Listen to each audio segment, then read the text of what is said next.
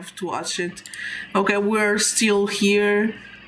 Let's see if we can finish this today. I'm liking this, not gonna lie, but it's a ton of stuff. But don't you worry. We'll be proceeding I finished this playlist, I will proceed the other stuff. Okay. It's been half a year, so let's do this. Let's solve the secrets of FNAF's sister location months before the game comes out. Okay, it can be. Thank you. Wait, did you sorry of who? Welcome to Game Theory, where today the goal is to solve the biggest... Wait, 3 transmissions. Congratulations! For once, I'm gonna get the jump on you, Scott Cawthon, and here's how I'm gonna do it. We all know that Scott loves dropping little teaser hints on his site. Bro, I still don't know all of these games, I'm just learning, because I have a FNAF game I won for free, and now I'm like worried. Sister location. And while some clues come from the teaser images and trailers themselves, the biggest okay, I hope your little cousin is well, and I hope you like your visit.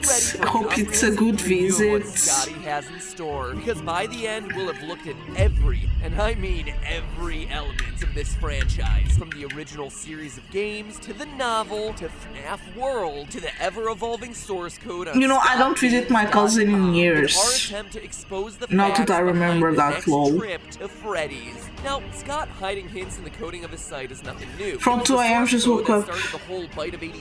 You know, people waking up late, it's okay.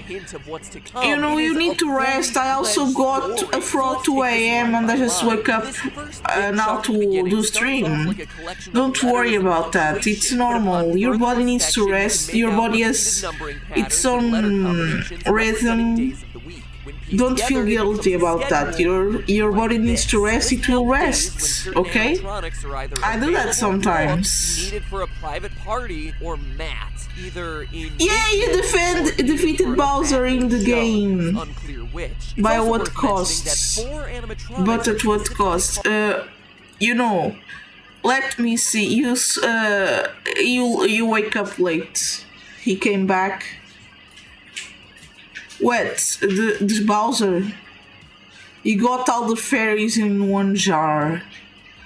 You're telling me that Bowser is alive yet in the game?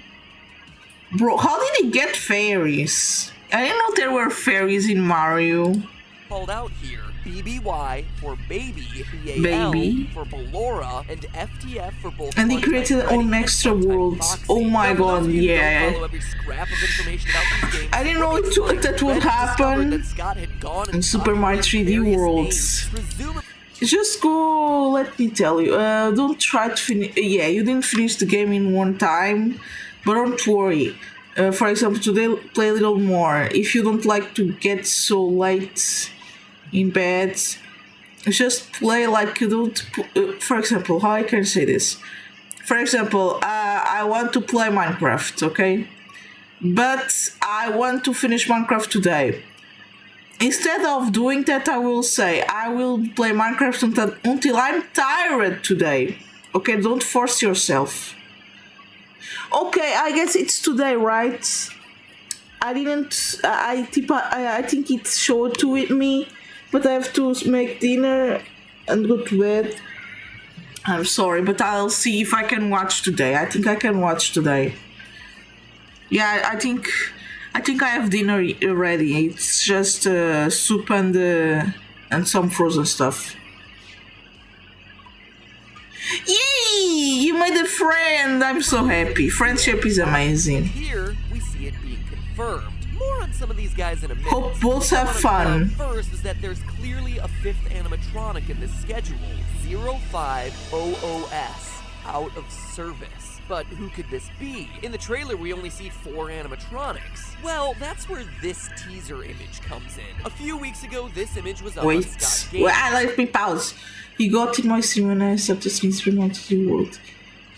Well, you got a fan now and a friend, and that's amazing, you know?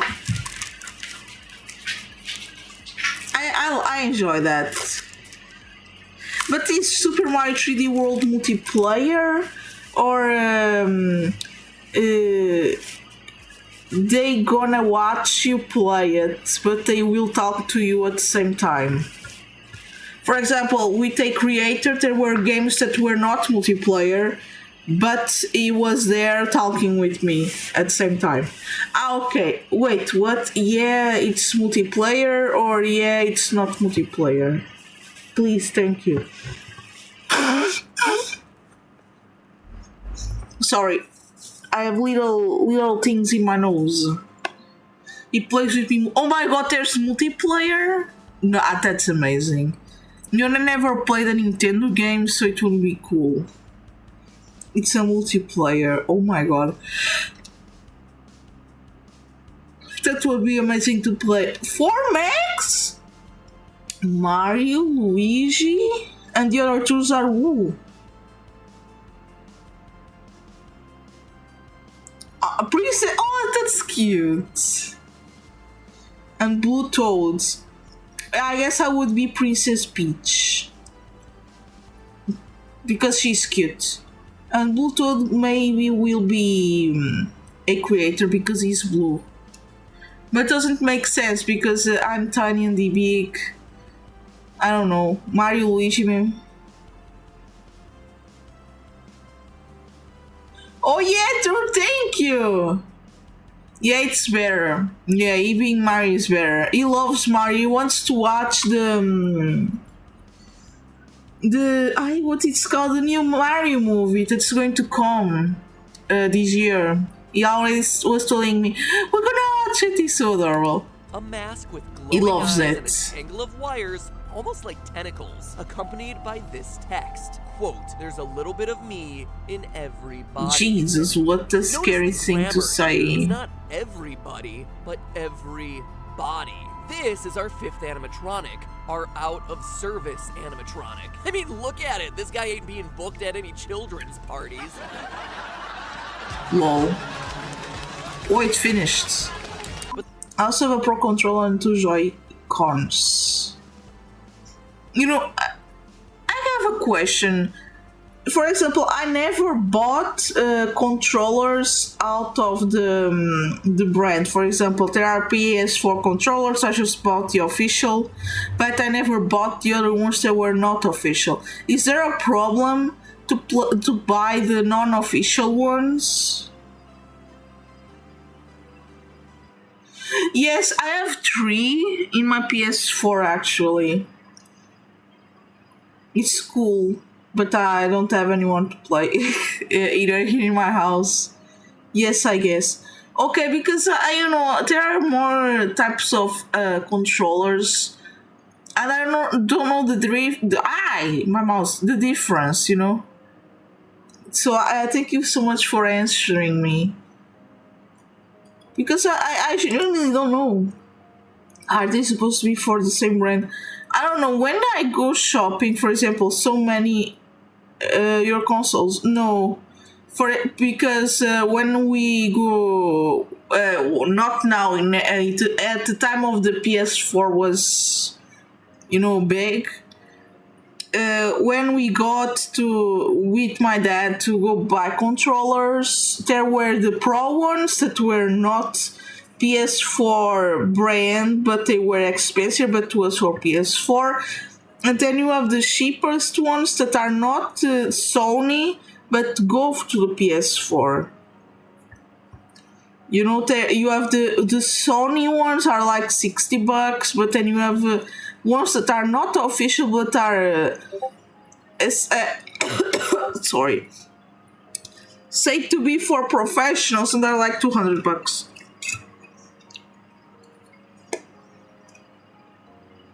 Sorry, I had to drink water. That's the difference.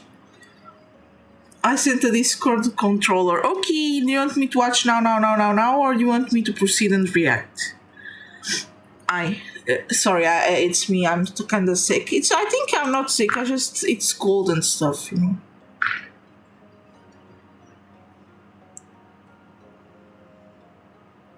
Okay, But that's thank not all we you. can conclude about him. I will The watch text after the indicates stream, that a don't you piece of worry. him, his soul, his mechanisms, whatever, is in every other Bro, how are they just assuming they have a soul now? What is this? Oh wait, I forgot. FNAF is not a kids game. Jesus, you're the boss. Thank you. But you will also help me. You know, it's a community. That's why I have so many votings. Which game do you want me to play? If you want this, if you want that, I can't just be taking all the decisions alone. I have to think about you also. Thank you. I'm like Mrs. Santa Little Helper. Miss Santa's Little Helper. Is that the doggo from Simpsons, or you're literally an elf? Miss Santa. Wait, no, you're like Miss Santa Little Helper. Oh my god, thank you! Now I understand, thank you. You know, everyone here helps me, and I help you, because I want everyone to be okay, and I want to see what people want to see on the stream, you see. I can't just take everything alone, right? Like, I have to think about everyone. Today, for example, there's gonna be another voting after the stream. It's gonna be the community game for next week. Because before there were no community gaming, and I was thinking, you know, I have one to play alone, to play with a creator, but there's no special stream, just for full chatting and goofy stuff. And I thought, maybe let's see the games I have and see the ones that are multiplayer for everyone. And I added them, and then I have that. Thank you for arriving. I'm so happy, you know. For example, in like what, 3 hours and 45 minutes, we'll start Roblox for 30 minutes because it's community gaming, and then you can join if you want. It's just everyone to play with me. Animatronic body. This could have two possible explanations. Either what is that, Mangle? The other animatronics and is controlling them. Why are they all pink coded? Like Slay, I guess? Line from the teaser trailer we hear over and over again. Or more likely, what? He's the reason the other animatronics have life. Is this Mangle? Because in the other videos they have two heads, bro. First place. This pile of wires is kind of like the puppet. I'm ahead of a moment. I'm going to film outside. Okay, have a good film session. Thank you. Giving gifts, giving life. Or maybe this is the puppet. A new and rebooted version of the puppet. Now stay with me here. One thing that we've largely forgotten about bro, this is so weird. Back in FNAF 2 is how the puppet character just didn't fit in with the FNAF world. Sure, as it kept making appearances. Bro, maybe it's not an animatronic, it's just a ghost. Seriously.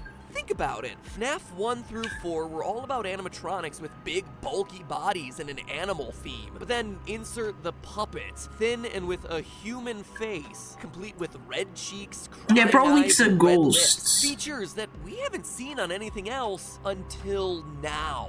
Fast forward to Sister Location and we see humanoid faces everywhere. Ballora and Baby, rosy cheeks, lipstick. And now yeah, kinda creepy. Notice that the ears can detach, separate itself from the main mask part of the face. It's wait, the what? Same silhouette that our puppet's face has had since the second game. Okay, I guess.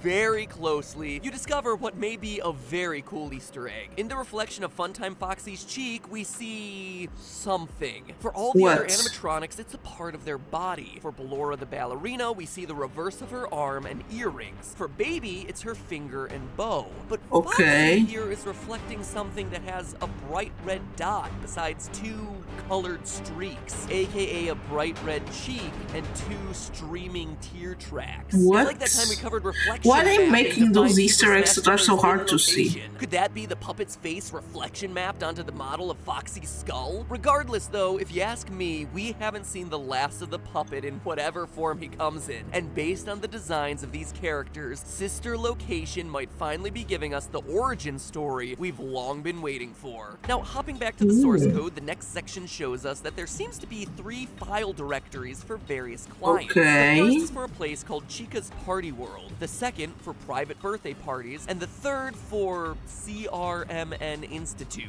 I can only assume Carmen Institute or Criminal Institute. This starts to tell us a lot about the setting and universe of Sister Location. First, many people have speculated that the industrial feeling setting shown during the trailer for the game is a factory for the robots. Oh yeah, that makes sense. It's not so colorful anymore. Schedule that we just covered and the client folders with various needs for birthday party supplies. It feels like this new setting will be a storage But they're being made and they come with a soul already, like jeez. Shipping them out to various gigs across the Fazbear locations. The reference to Chica's party world builds out the lore of the universe, showing another spin-off location to the restaurants, but also that's scary. Just that, a reference, a fun Easter egg. Oh, so cute. The one animatronic who won't be appearing in this new game. So far, yeah, that's scary. Of Freddy, Foxy, and a Bonnie hand puppet, but Chica has been noticeably absent. And honestly, I think it's gonna remain that way. For some reason, it just feels like she doesn't fit in this new world. And so the mention of Chica's party world is a fun what's happening? I just got confused. That will be sorely missed. But to me, of all this section, the most crucial client is the last one, the CRMN Institute. Notice when you look at it that it has a subfolder called Project. This, to me, is incredibly important since every teaser image Scott has posted on the site related to Sister Location has been the images are actually really cool, bro. Like they have a cool aesthetic, like they're really well made. They look cool. What is this? You're watching a toothbrush play Billie Eilish. But did you know there's a YouTube... Sorry. Wrong. I went to an Internet Archive database and dug through the source code of all the past teaser images from all of Scott's past games, only to find that his labeling system has been very consistent. His FNAF World images were all labeled FNAF Images about the book were labeled FNAF the Novel.jpg. Even FNAF 4 teasers shared the titling of simply 4.jpg. The fact that Sister Location's images are all labeled Project and that there's a client directory hinting at some mysterious institute and a secret project going on there says to me that if we're not headed to a distribution center, then we're going to a place where these guys are getting experimented on, which ties what do you mean? Quote of, they're putting people inside? these guys are being experimented on. A project at some mysterious institute. You can bet that they're not happy about it. But perhaps the most crucial detail hidden in the source code is the last line. A line that blows the door wide open on the story for this new game. Service log, maintenance CO, or care of, AFTN Robotics. Afton Robotics.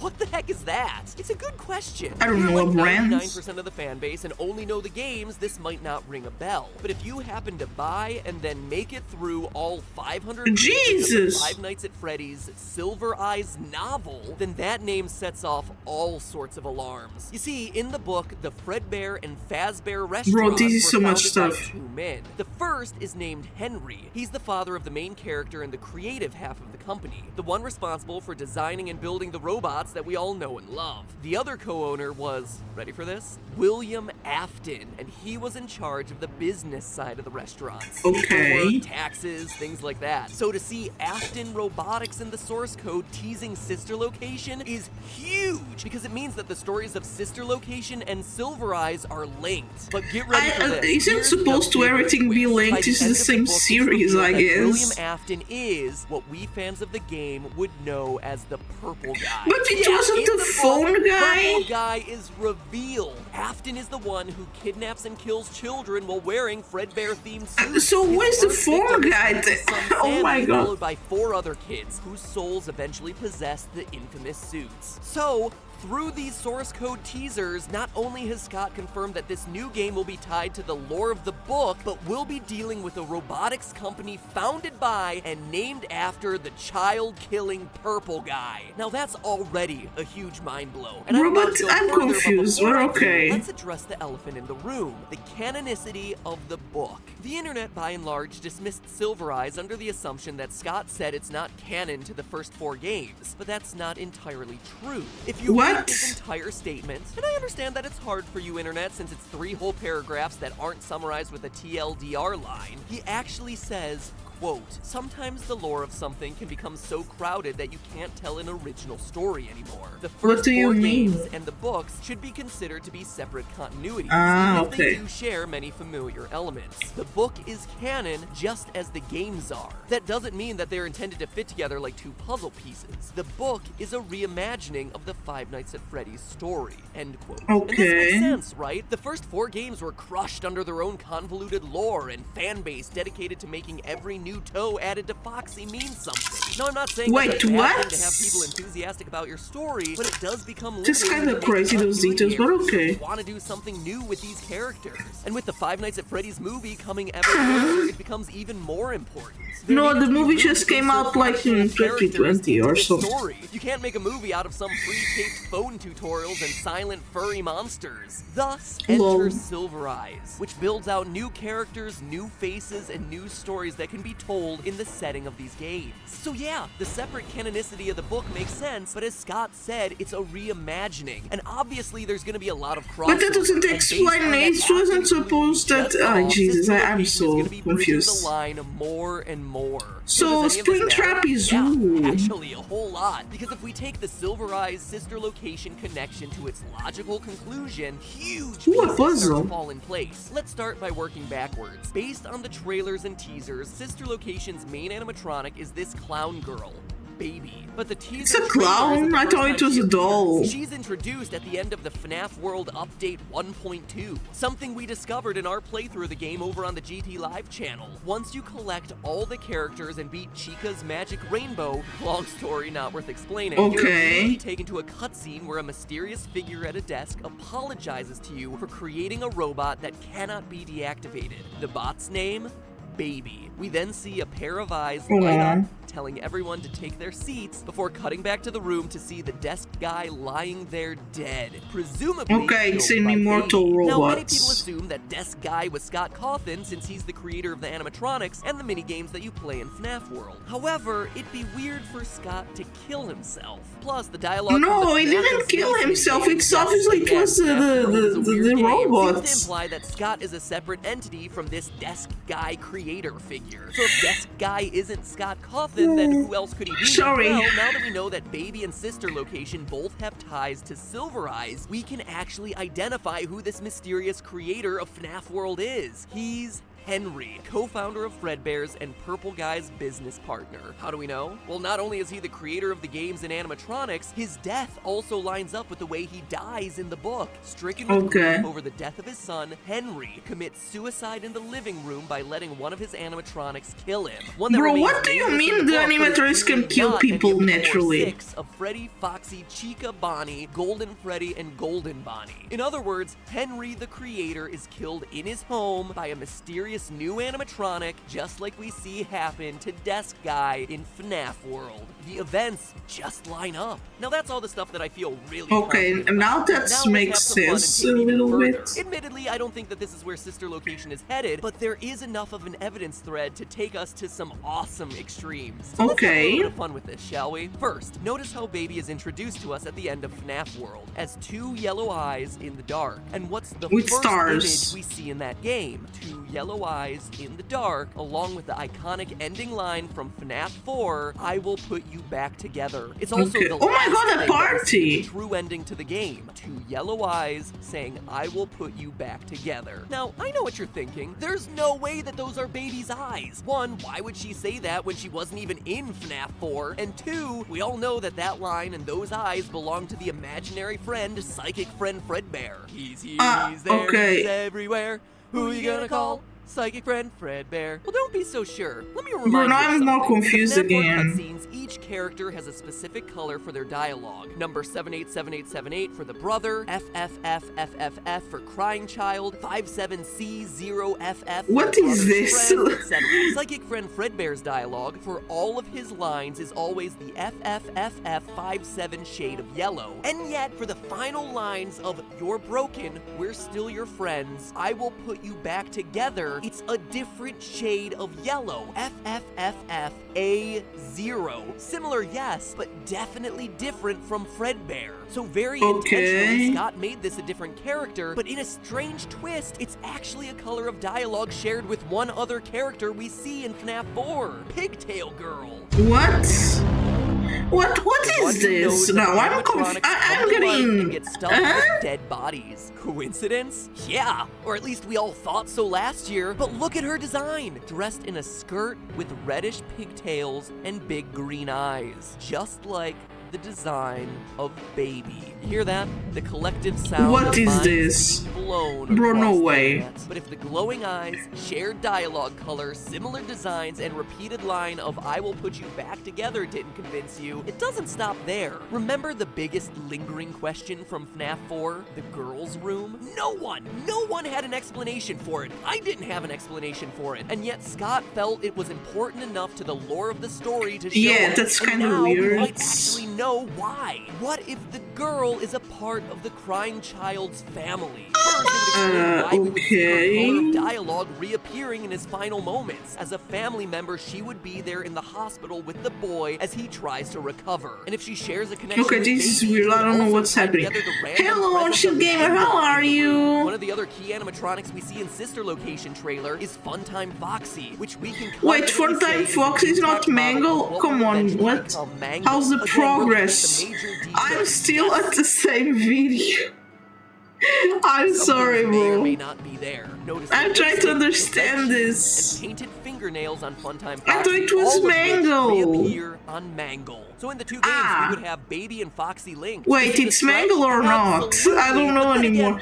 Yay, you finished filming. Was it good? Was it funny? About this connection would be in the name. And I'm happy you're good. That's important. Assuming that Sister Location was referencing some other spin-off chain of restaurants, or like I said earlier, a storage and distribution. I also said it. Yeah, I saw this notification. Do you want me to see now, or do you want me to see later? The phrase Sister Location takes on a whole new meaning. This is her game, a game about one sister's soul trapped in the baby animatronic. Bro, this story is so crazy right now. From nowhere, it's just this girl is just a possessed. Oh, bro, this is crazy. Do you want to see the snow day? Yes, I want.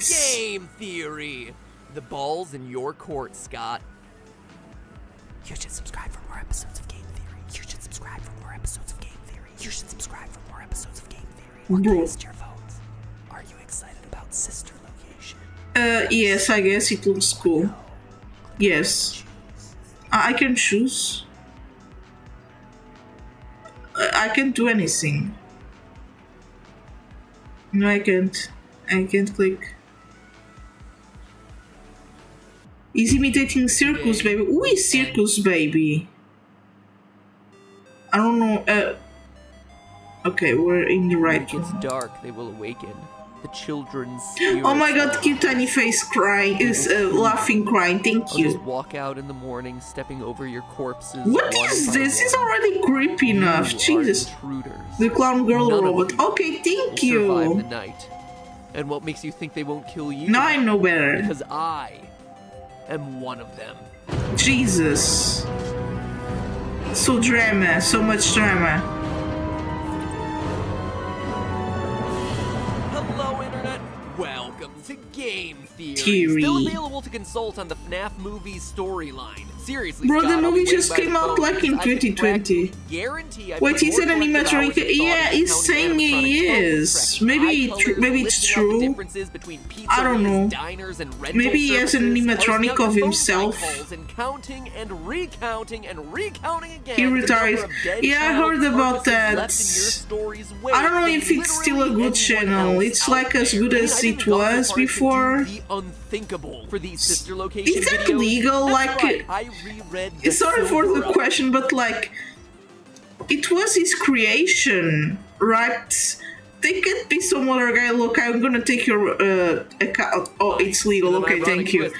Because it's weird, you I know. am piecing together this script after, I kid you not, a weekend spent doing nothing but thinking about these games. Jesus, this guy had a dedication to these games. Nonsensical Easter eggs shoved into this No way. experience. And you know the Toy conclusion Bonnie, oh my god, I love Toy Bonnie, it's so isn't cute. satisfying. I didn't see the movie yet.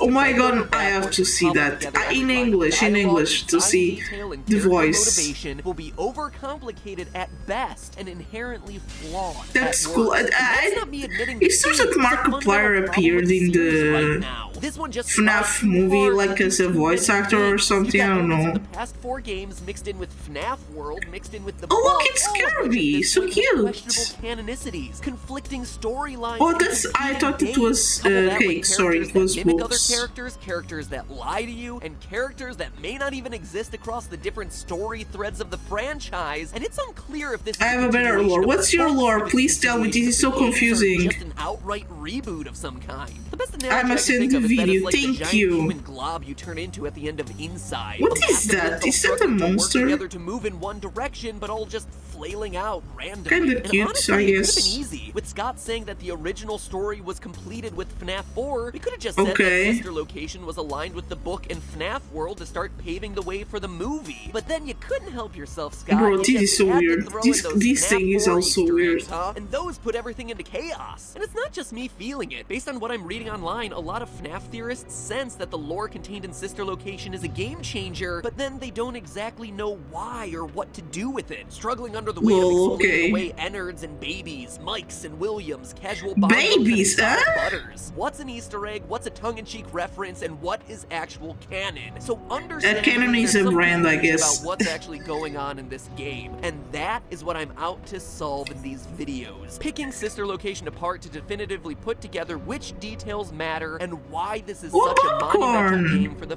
franchise's lore. So go ahead, keep your plots vague and convoluted, Scotty boy. I'm here to translate your madness to the world. First off, Okay. who are we playing as? Historically, some the guy, I Freddy's guess. games have had a varying degree of importance. There are those like Mike and Fritz who, for all we can tell, were just names with the sole purpose of filling out the 2 line on a paycheck. Sure, they may have been retconned into some importance now, but they were never really intended to be that way. Then there was the crying child of FNAF 4. Okay. Hospitalized and trapped in a waking nightmare. Slightly more important, I would hazard to say. And the game recognizes this as, during your first encounter with the new animatronic baby, she calls out, It's a strange thing to want to do, to come here.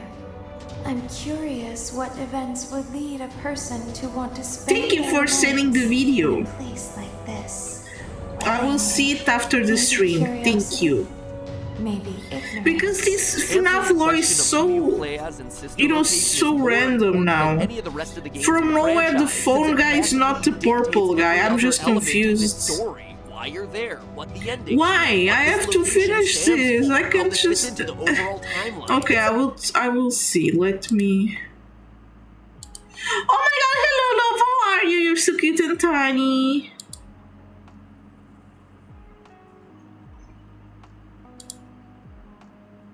Deal that's happening in this Okay, I'm game, seeing. and I'm gonna tell you guys about it real quick. So what happened is that Paloma used to be the wife of Tortillas, and Okay, they were no, this very video is happy. amazing. I Then love they it had a already. baby named Trisha Paytas, and that's where everything gave- changed. Because when she grew up, she started an OnlyFans, and that Oh, made no, wait, Tortillas exactly. really mad, resulting in him cheating on Paloma with James Charles Foxy, and No they had a bunch of way, no crackhead way, babies there's that tried to sell people relationships. drugs. So Paloma got really pissed off and divorced him, and Tortillas is now homeless. No but that's way. not all. Then Trisha got banned from OnlyFans for crying too much, and now she has to work Bro, at the they pizza make place where she makes babies? mukbang videos. But she accidentally ate one of the kids because they looked like a Fry's They cheesesteak. ate the And kids? the part is that Paloma knows about it, but she's covering up the story until she starts a YouTube channel to expose Trisha. So Paloma's No saving way. up her money from the child support that Tortillas is paying her, and she's also working as a ballerina stripper overnight so she can No afford way, the new that's- iPhone 12 Pro Maximus and become a beauty YouTuber. But that's not No even way. the end of it. This whole situation is being amazing. manipulated by James Charles Freddy, who is actually undercover and is none other than Jeffree Star. Bro, no way. This lore is amazing. Is it true? Bro, nah, that's amazing. Deal. Now, personally, based on the silhouette in the mirror, my first guess is to say that we're playing as Rick. We're still watching the Five Nights at Freddy's thing. It's a parody. Okay, but it would be cool if it was real, actually.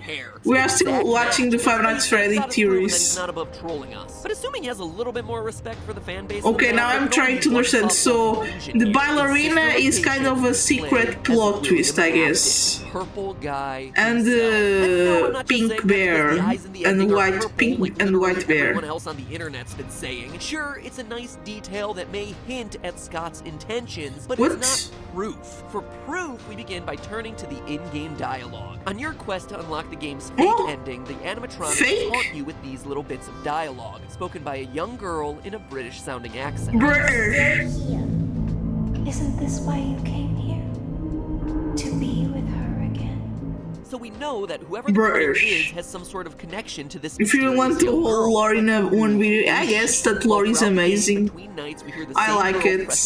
I was so shocked all the time. Things like, Daddy just once let me go play with her. She's British. so pretty and shiny. Sorry, I have to stop Didn't you doing make this. her just for me? From that small snippet, we can not Wait, only tell that our what? character is her father, but that he's also in some way the creator, or has some level of control. Ah, no, yo, don't tell me that the father put their daughter in a robot. Quite a bit to two men, William Afton and Henry, no last name given, the two co-founders of Fazbear Entertainment as introduced in FNAF Silver Eyes. By the way, low blow, Scott, forcing people to read in order to have any sort of clue as to what's going on in the franchise now? Because seriously, without reading the book, you would have no clue the importance of William Afton. Oh well, that's what I'm here for. No read little it, tiny you don't face. have to. Kind of like the nostalgia critic. Anyway, based on the girl's accent and William Afton's similar dialect at the beginning of the game, she can dance. She can sing. Oh, She's equipped it's with a a built-in helium tank for inflating helium humans right tank. at their fingertips. Here it is. Thank would you. seem as though we have ourselves Do you want me to see it now, or do you want me to see it later? Bro, nah, I can't do that. I'm watching this. Sorry, I will watch later. Don't you worry. I will watch after the stream. Get yourself tricked, becoming animatronic fodder as the machines scoop out your internal organs and replace them with Wait, endoskeleton Jesus, what is This this? really bothered me, since it's like the antithesis of what we expect from our stories when we beat Okay, the game. then Here I put am it wanting on to finish my suggestions night of and return content. home to my basket of exotic butter, but Okay, no, I will that's do reserved it. for the fake ending. But Even not the now, flesh please. suit is I'm still somehow watching the canon stuff to the that series. other I people wanted to write it off sent. as jumping the shark, like, hey, That we're these- getting a little these- bit the- too these absurd right playlists, now, you but then know. I realized that this is a franchise Sorry. built on haunted animatronics chasing you through a pizza restaurant after Pizza. they've been killed by a serial killer hiding in a mascot suit filled with killer springs. Thank So, you. crossing I saw the line of notification. absurdity, yeah, I think we're long Wait, past there's it at this, this point. Becoming a flesh suit is an oddly specific okay. event to be integral to the lore, and yet there it is. So we're left with two options. Scott's either completely lost it at this point, or he has some other plans for this character. And indeed, he does, as the novel once again shows us why this odd story turn is so important. In its pages, we're treated to all sorts of lines that make it clear Mr. Afton is the one who gets himself stuffed. Page 407.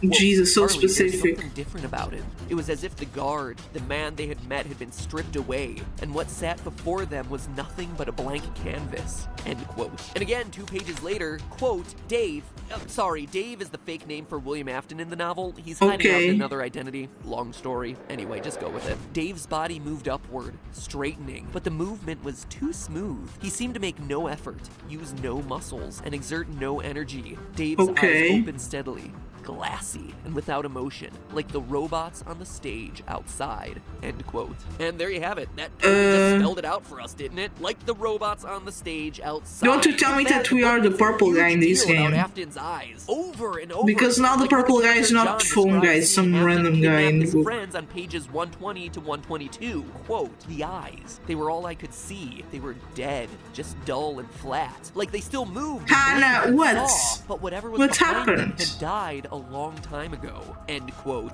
Died a long time ago, you say? Like perhaps in an underground murder bunker, doubling as a robotic distribution center, perhaps. Now, real Wait, quick, let's what? pause here and have some real talk to Ennard, Baby, and the gang. Guys, we're gonna have a bit of an intervention here. If your goal is to blend in with the outside world Ennard and look is like inside look Michael like any other Afton. human, Who choosing is to go with Ennard? The purple eyes is not gonna be helping your cause all that much. Artificial intelligence, more like artificial Michael idiots. Afton. Do your Michael. homework. Humans No, it's don't not have William? purple eyes. I mean, seriously, you have a blue-eyed animatronic just waiting to go. Look, there's Foxy. He has brown/orange eyes. Great. Anyway, I digress. Who am I to judge? Maybe we're all just left to assume that Afton Yo, this walks is so around in those confusing. cool-colored contacts. Anyway, it's Ah, not just well, the eyes that give away contacts. Afton as the animatronic's meat puppet. His overall physicality has undergone a drastic change over the years as well. On page 418, we hear that Afton And now this is an started off amalgamation of as a different lively, robots. hefty man who had the No ruddy way. geniality When of does that financially happen? shrewd Santa Claus. Financially shrewd Santa Oh, Claus. Santa huh? Claus, No wonder the yay. writing of this book was any good. There's clearly a reason why only 500 people made it all the way through this book. And I say that because on Amazon Kindle, they actually show you the most popular highlighted sections. No and, like, way, they all lol. drop off by It's a midway through the spaghetti book. So I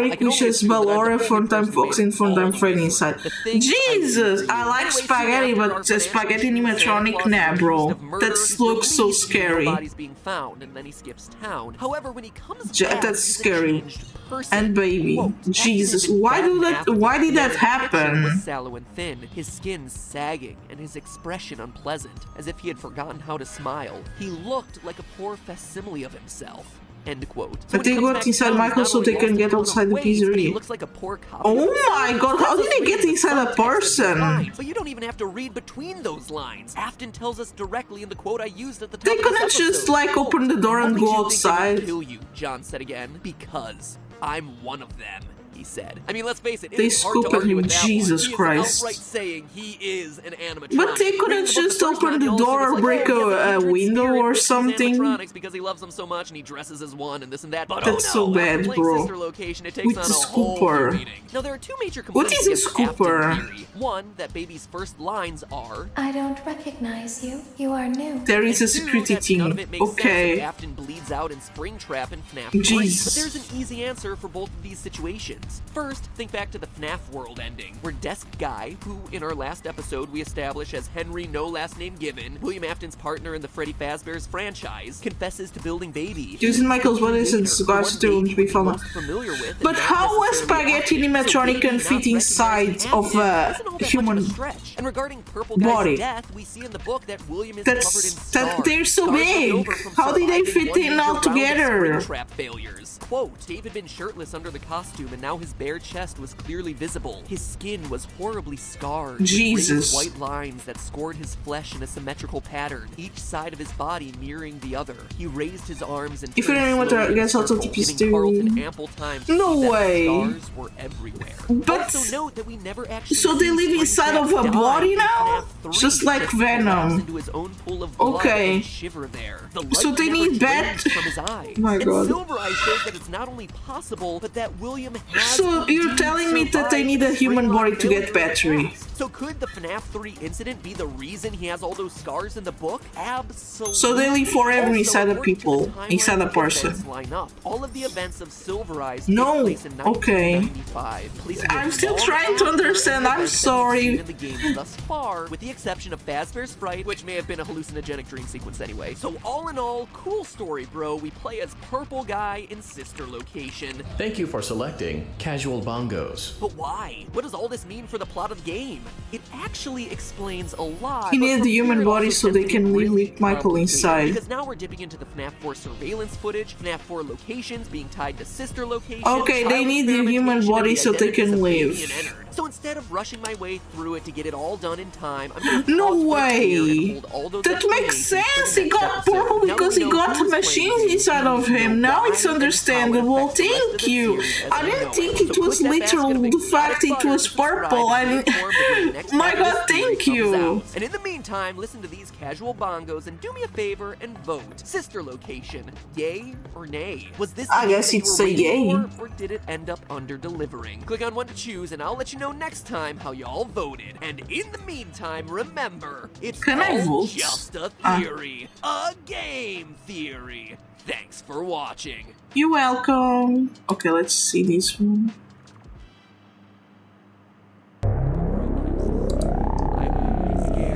Now the video. Why you came here to be with her. What video? I can't, I'm sorry, I'm still watching this. I can't just interrupt this, I'm sorry. I know, sorry, please. Thank you, sorry, but I will watch it. Don't you worry, please, thank you. Hello Hello, Internet. Please don't get mad, I'm Welcome to sorry. Game Theory, 7 million theorists strong. Jesus!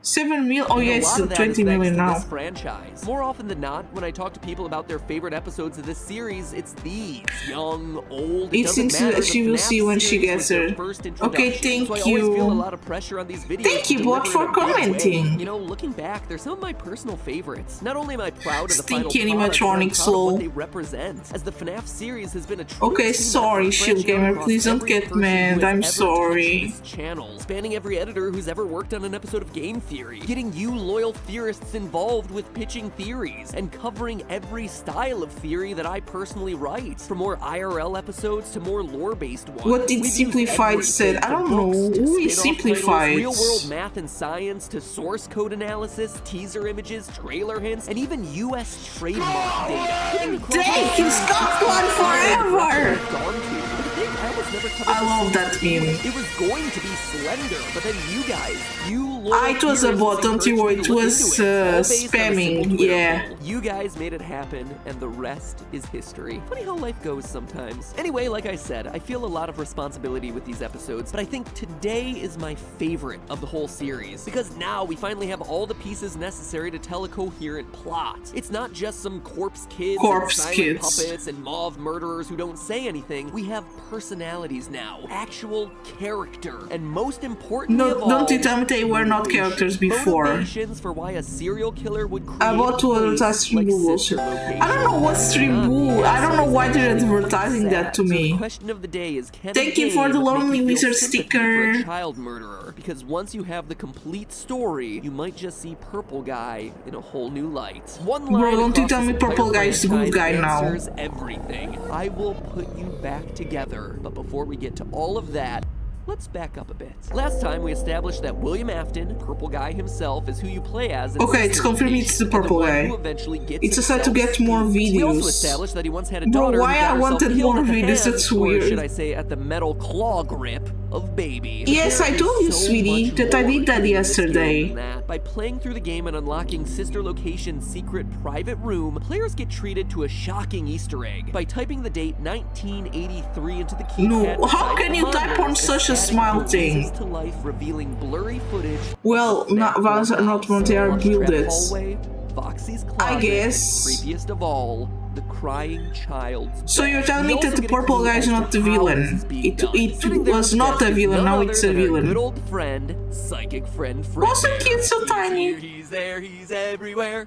Who you gonna call? Psychic friend. You can't be a villain without a purpose, true. This time and a little more Yeah, you can't just be mean because yes, you have to have a purpose. Now, many have said that this is a Without a revenge. but it is, Okay, in purple fact, guy wants to revenge on something and Notice then... the buttons on top. Those are switchers, allowing you to switch between the different cameras you have placed in the environment. Really? I Bottom never saw that presumably allows before. You to turn the cameras or potentially focus them. The Fredbears from FNAF 4 are just that. Fredbear plushes. Thank you for the deadpan meme. Something mothers are using all the time these days to monitor their children, and also getting themselves. Lol, it's so while cute doing that it's it. so See random. Also the Watch Dogs episode. Creepy stuff. But that begs the question: why would anyone have remote monitoring of a child's bedroom? Yeah, that's that's weird. Room in an underground animatronic storage I know, bro. facility. What? And also, why that house? Well, it's important to note that it's not just any house. It's a house that's connected to Circus Baby's Rentals. You heard that Circus right. Baby's Sister Rentals. Location is under the FNAF 4 house. During the No Freddy way. Playroom challenge, Wait, they had a hotel? Oh my god. main hub area and the various holding rooms branching out all around it. But what we also see, more faintly, are 3 other areas. Maps that should look pretty familiar to fans of this Hotel, series. Hotel What's that FNAF.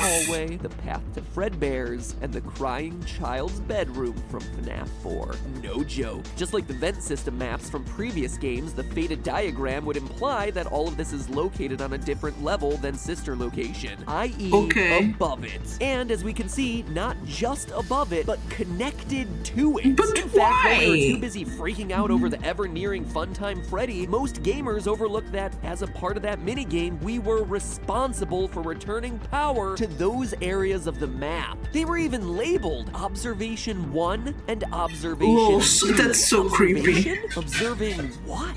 People. Just gets creepier and creepier. Now, before you go saying that an underground facility attached to a house is far-fetched, it's actually something supported by the book in details I guarantee everyone overlooked while reading it. Page 118, our main character Charlie is outside her childhood home, which is also home to Henry, co-founder of Freddy's. While exploring her father's animatronic workshop, we get the following quote. She knelt again and put her hand on the ground, fishing around until she found a small screw in the bare dirt. What? She palmed it, then looked closer. There were small holes in the ground, exposed when she moved the loose dirt. Charlie ran her fingers over them, thoughtful, end quote. Tiny holes hidden under the dirt of an animatronic workshop, huh? It's an oddly specific detail that never gets mentioned again and never goes anywhere. But it's one of those things that gets the theorist mind to tickle in. Because when I hear of mysterious holes in the ground in someone's private workshop, I think trapdoor. Hidden trapdoor, or more accurately, secret entrances. Could this be a hint as to a secret entrance in Henry's animatronic workshop into sister location? In fact, maybe. More details from the book that it is still being used by Afton. Earlier in that same chapter, Scott makes sure to drop a few more hints that seemingly never go anywhere. But we all know Scott better than that, right? And now that we have sister location to reference, these little details start to make a whole lot more sense. Quote, the benches were there where her father had assembled and tweaked his inventions, but the materials, the blueprints, and the half-finished robots... What is a blueprint? I still don't understand what that means. Where are they? End quote. So we have missing blueprints and partially finished bots that have just disappeared, but okay, that's weird.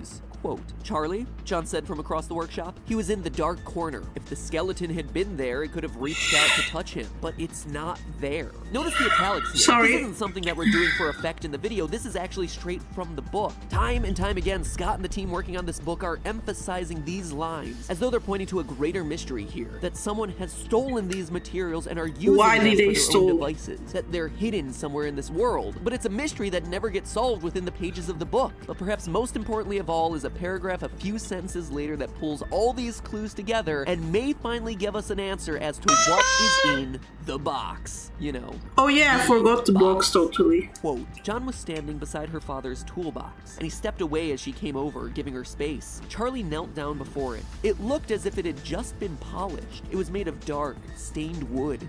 Glossy. All the tools were polished and clean. They looked as though they I love hot dogs. They're so tasty. Hope your hot dog is amazing. Like someone still cared for them. I could think much of food, or else I'll be hungry again. Lol, no.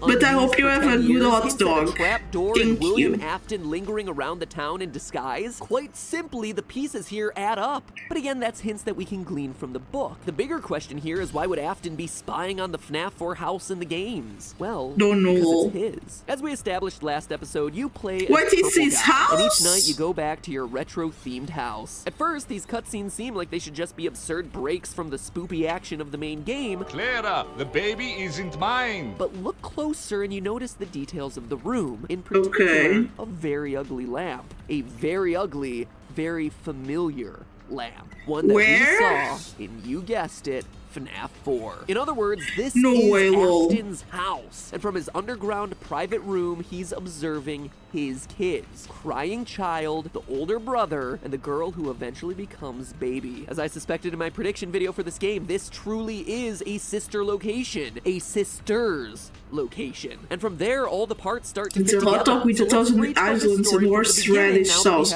Okay, what is 1,000 islands? And what is horseradish sauce? Please, thank you, I don't know. We know why. Crying child if you can explain, thank you. But if you can't, it's okay, I understand. This moment in the back room that we all debated about whether or not it was a murder is in fact a child kidnapping. No way. Proves it as it shows that purple guy killed. It's very spicy. Okay.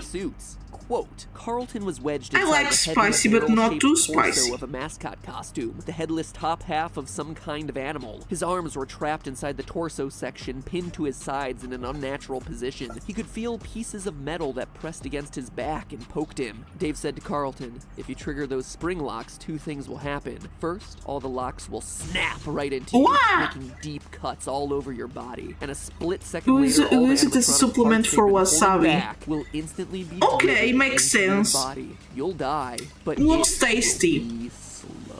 Having witnessed I never a scene tried similar to this, wasabi the boy before. is justifiably terrified, It trying looks to avoid good. the pizzeria at all costs. But it's kinda hard when your father is one of the owners. Meanwhile, William Afton knows that he's been And found that doesn't out, mind hence him, the it's such a good observation sauce. Okay, monitors it's and another security sauce. threadbars. He needs to be Okay, sure of his looks son's tasty movements, then. even when he's at work. Be If it you say above it's ground tasty, or below. I believe he it's may be a killer, tasty. but it's not like he could just kill his son, even if he was the witness to a gruesome murder at the restaurant. But Afton's problem gets solved prematurely with the fatal chomp of 83, a son William loved killed by the very animatronics he also loved, leading us to one fateful promise. I will put you back together. We've analyzed No this way. line a lot in past theories because it's But not only but the that's final lines the of FNAF line 4 of and the FNAF sister. World, thereby making it super important to this franchise, but because it's also presented to us in a different color than Fredbear's yellow. Someone else is talking here. And now we can It's finally the pinpoint sister. who said it, and more importantly, why. It was Afton. No, I it will was put you not. back It was the together. sister. A promise to fix his son, a broken son, in the only way that he knows how, animatronics.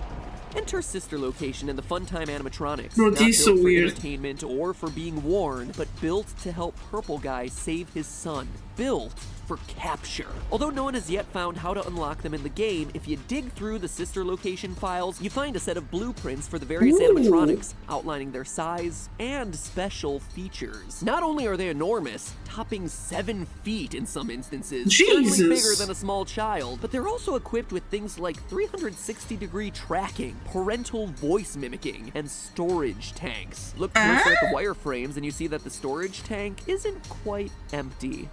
Yeah, that's a child in there. No curled up way, in Jesus Fredbear's Christ. stomach, captured alive, ready to be experimented on. Because Purple Guy is no longer killing to satisfy himself. He's doing What? it He to satisfied recover his himself son, killing? to figure out the secret of fusing souls. Bro, you're in liking your hot dog. animatronics. That's so amazing. Afton wants I'm to so unlock happy the you're having a mystery good of meal. giving gifts, Food is giving life. important. And if that seems like And a food is stretch, good. just look at the number of sentient, independent, and fully aware robots in Sister Location. You not only have the core set, but there's also the baby I finished babies it and the mini already? Leons. Tens Jeez. of sentient animatronics moving against Well, their at least it was so programming. And good unlike you had past to games finish where it we fast. received explanations like anti-criminal I understand systems, it. When I dying like guys something, in I murder eat it suits, so or the fast. products of a nightmare. Here, But then I it want doesn't more, I kinda don't have more, exist. lol. Why? Well, Baby tells us I was over hungry. and It's over in the trailer understandable. for Sister Don't Location. worry, it's okay.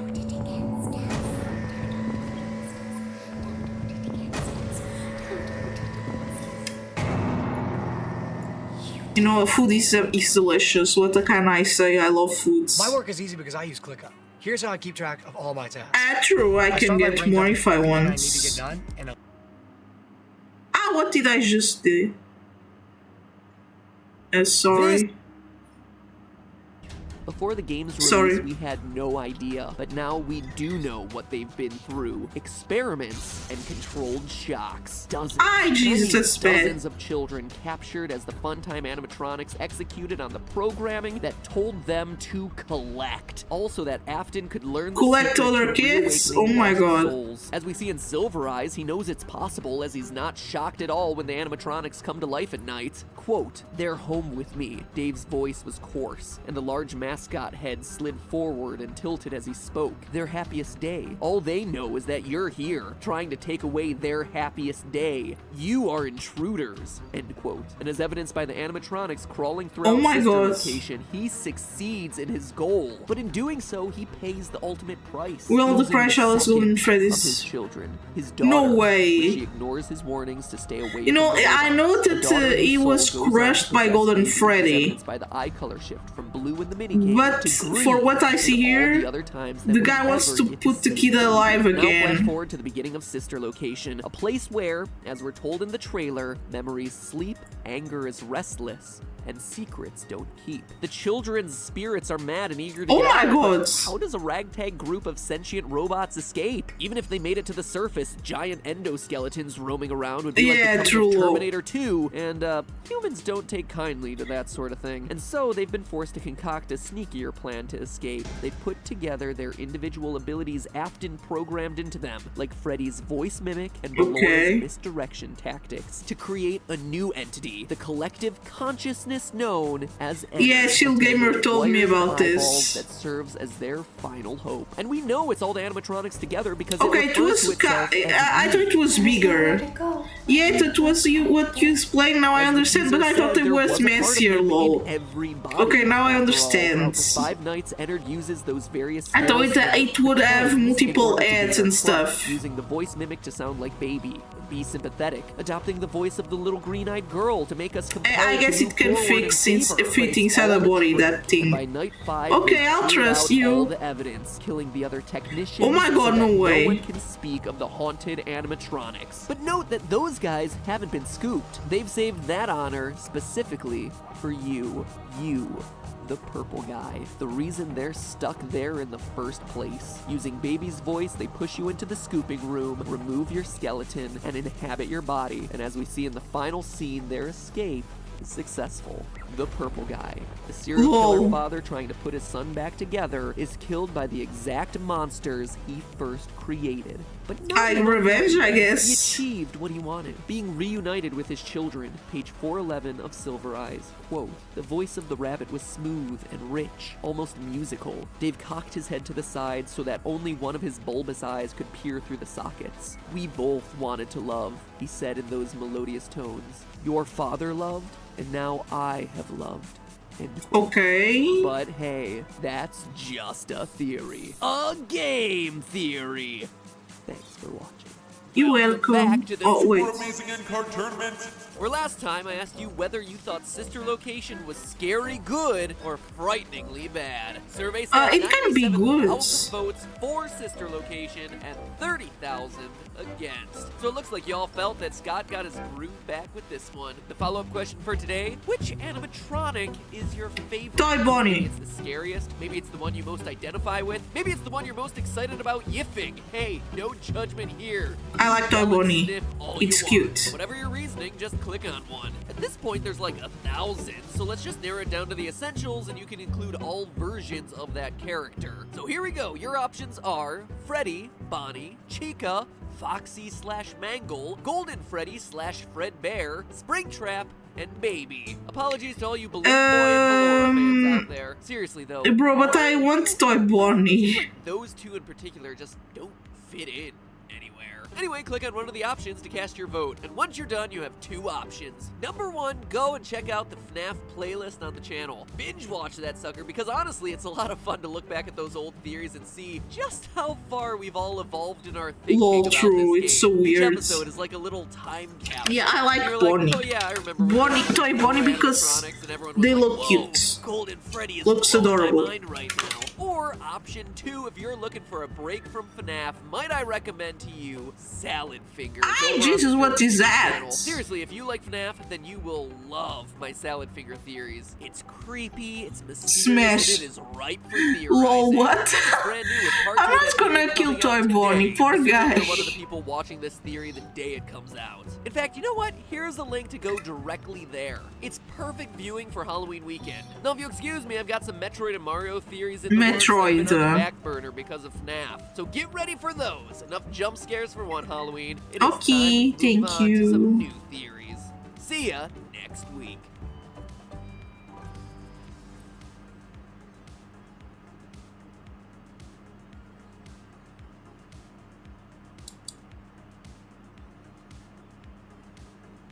Father, it's me, Michael. I found it. It was right where you said it would be. There is only one thing left. Okay, is this a new game? I'm going to come and find you. Nope. Not touching it. No, sirree, Bob. No way. You can mechanically wheeze all you want, Michael Eggs Benedict, Afton, Purple Guy, Jingleheimer, Schmitz, but What is this? I am not spending another 20 minutes trying to piece together whether you're Springtrap, whether you're Purple Guy, whether you're a second Purple Guy, and whether all of this requires yet another rewrite of the timeline. True, I am lol, not doing Jesus. it. At least not until the next book comes out in June. Nope, no siree doggo. Today, the series that prompted lore-based theories to flood this channel is getting the old-school game theory treatment. That's Slay, right, I today guess. I'm tackling the science of Five Nights at Freddy's. Okay.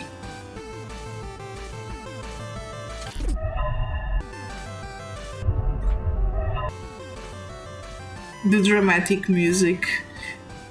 Hello, Internet! Welcome to Game Theory, where today's Freddy theory is gonna be a bit different. No source code deep dives, no rooting around for obscure hidden Easter eggs, only hardcore, real-life Okay, research. have a good day with your cousin. Thank you so much for being here. Fascinating is going on right Thank now. you. Scott Cawthon's two websites are having a conversation. Scott Games is saying things like, "You're crowding us. You can't Have a tell us good what to day. do anymore. We outnumber you." And the FNAF World website is replying with, "Be quiet. Oh my god, Yes, so I cute, can. Flying You will do Manzanita, thank everything that I tell you. you So to do." adorable. Which makes it seem like FNAF 6, Sins Thank of you the so Father, much, that's my so title, feel cute. free to use it, Scotty C. It's gonna be like an all-out animatronic Civil War style Civil battle against War the battle? OG creator Jesus.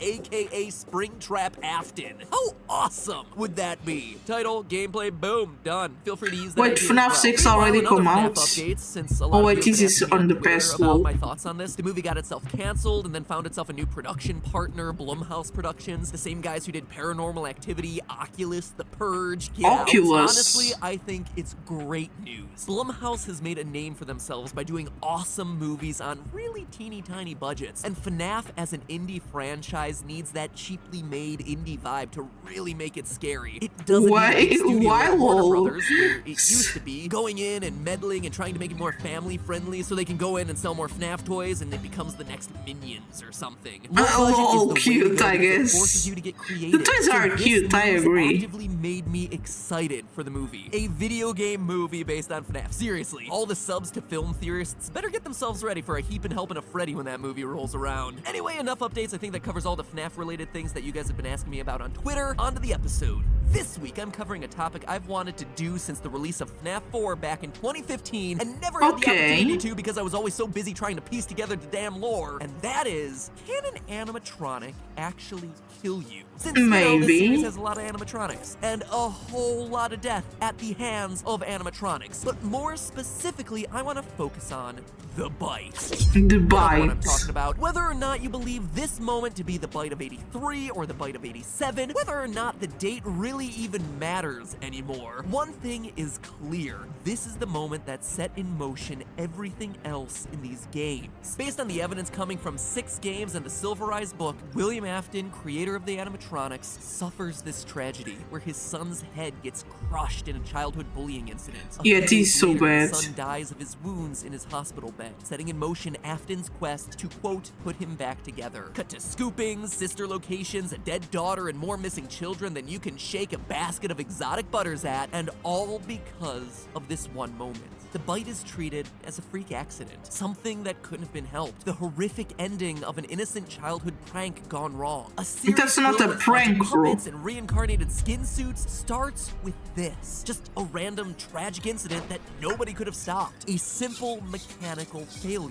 Remember, this is before any of the suits are haunted. It's still just a regular old animatronic. But is that really true? Does a regular old animatronic actually have the ability to crush a child's skull? Or is there Jesus, something I a don't bit more know. sinister going on here? Let me just say this. I will never look at my last sister location theories the same way again. And it's all thanks to the results of this episode's research. To begin to piece together the real danger these Disney rejects pose, we need to understand what makes them so dangerous in the first place. Sure, it might be easy to assume that Golden Fredbear and Golden Bonnie here are so deadly because they're spring-lock suits, but as we hear about in FNAF 3's phone calls, the locks are only used to hold back the sharp, pointy innards so they could be worn in suit mode.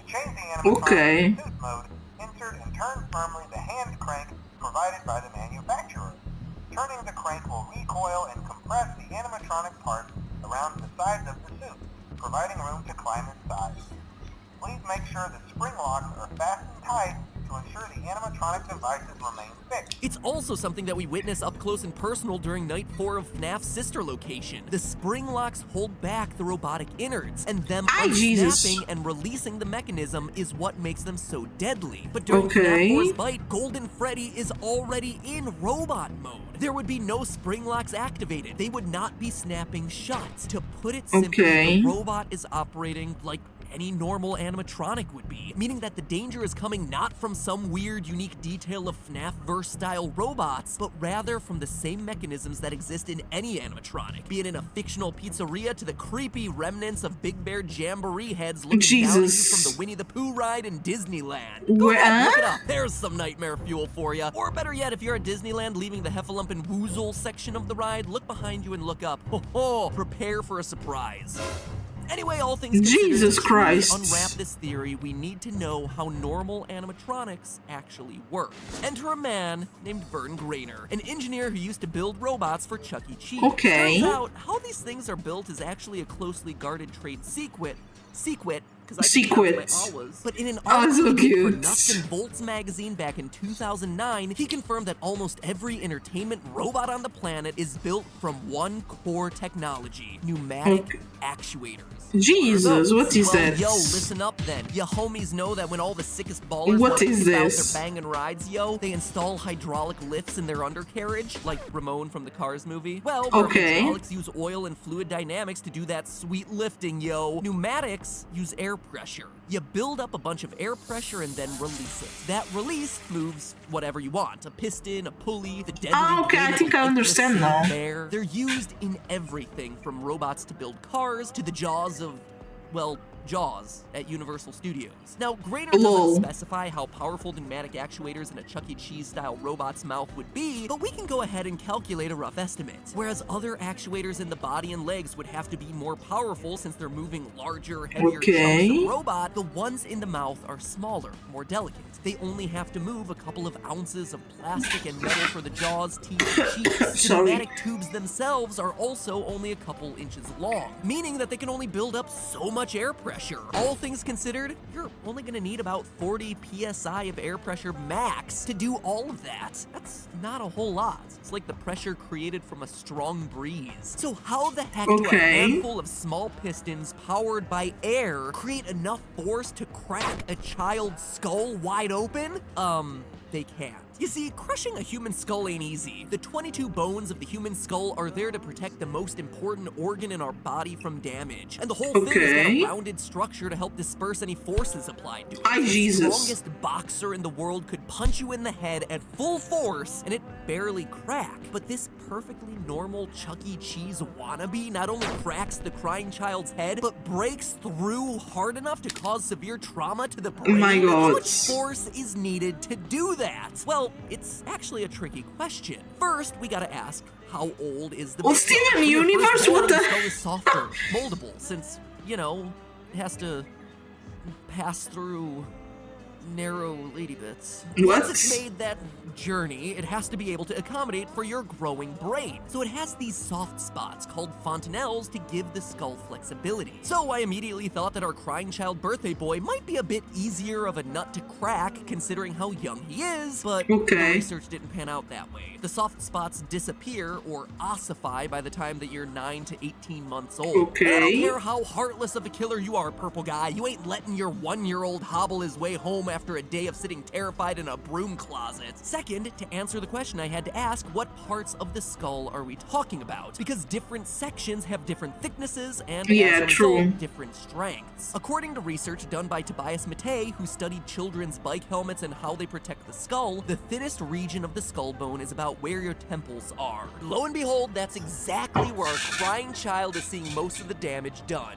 When he's placed in Golden Fredbear's mouth by the bullies, he's facing outward towards us, mostly facing the camera, meaning that the weaker sides of his skull are the ones that are having to deal with the crushing forces of the teeth. So I looked it up. To fracture the skull there would require the equivalent of a 1,100-pound man or 500-kilogram woman, equal opportunity, not being sexist here, to step on the head in that exact spot. But then again, that's just to have the thing fracture. We're talking about a catastrophic head failure that impacts the brain. So we have to get a bit more specific and a bit harder of a bite. Luckily, I found a study looking into exactly that. Testing over 300 samples, some scientific math determined that human skull bone, when put under various kinds of stress, had a failure pressure of 1900 psi or 13 megapascals. 13 megapascals means that for every square meter of surface area, it takes 13 million newtons of force to break Jesus, a that's skull strong. open. Let's Now, go. Obviously, that number is hard to imagine without me giving you a real-world example of what it feels like. The challenge, though, is to accurately represent that pressure, we need to know how that pressure is being delivered. If I'm delivering a lot of pressure onto a small point, it's gonna do a lot more damage than if I deliver that same amount of pressure across a wider surface area. Think of it like the difference of stepping onto a single nail versus laying on a bed of nails. One's a bloody good party trick, the other is just bloody. So think about it this way. 1 megapascal of pressure is about the pressure of an average human bite.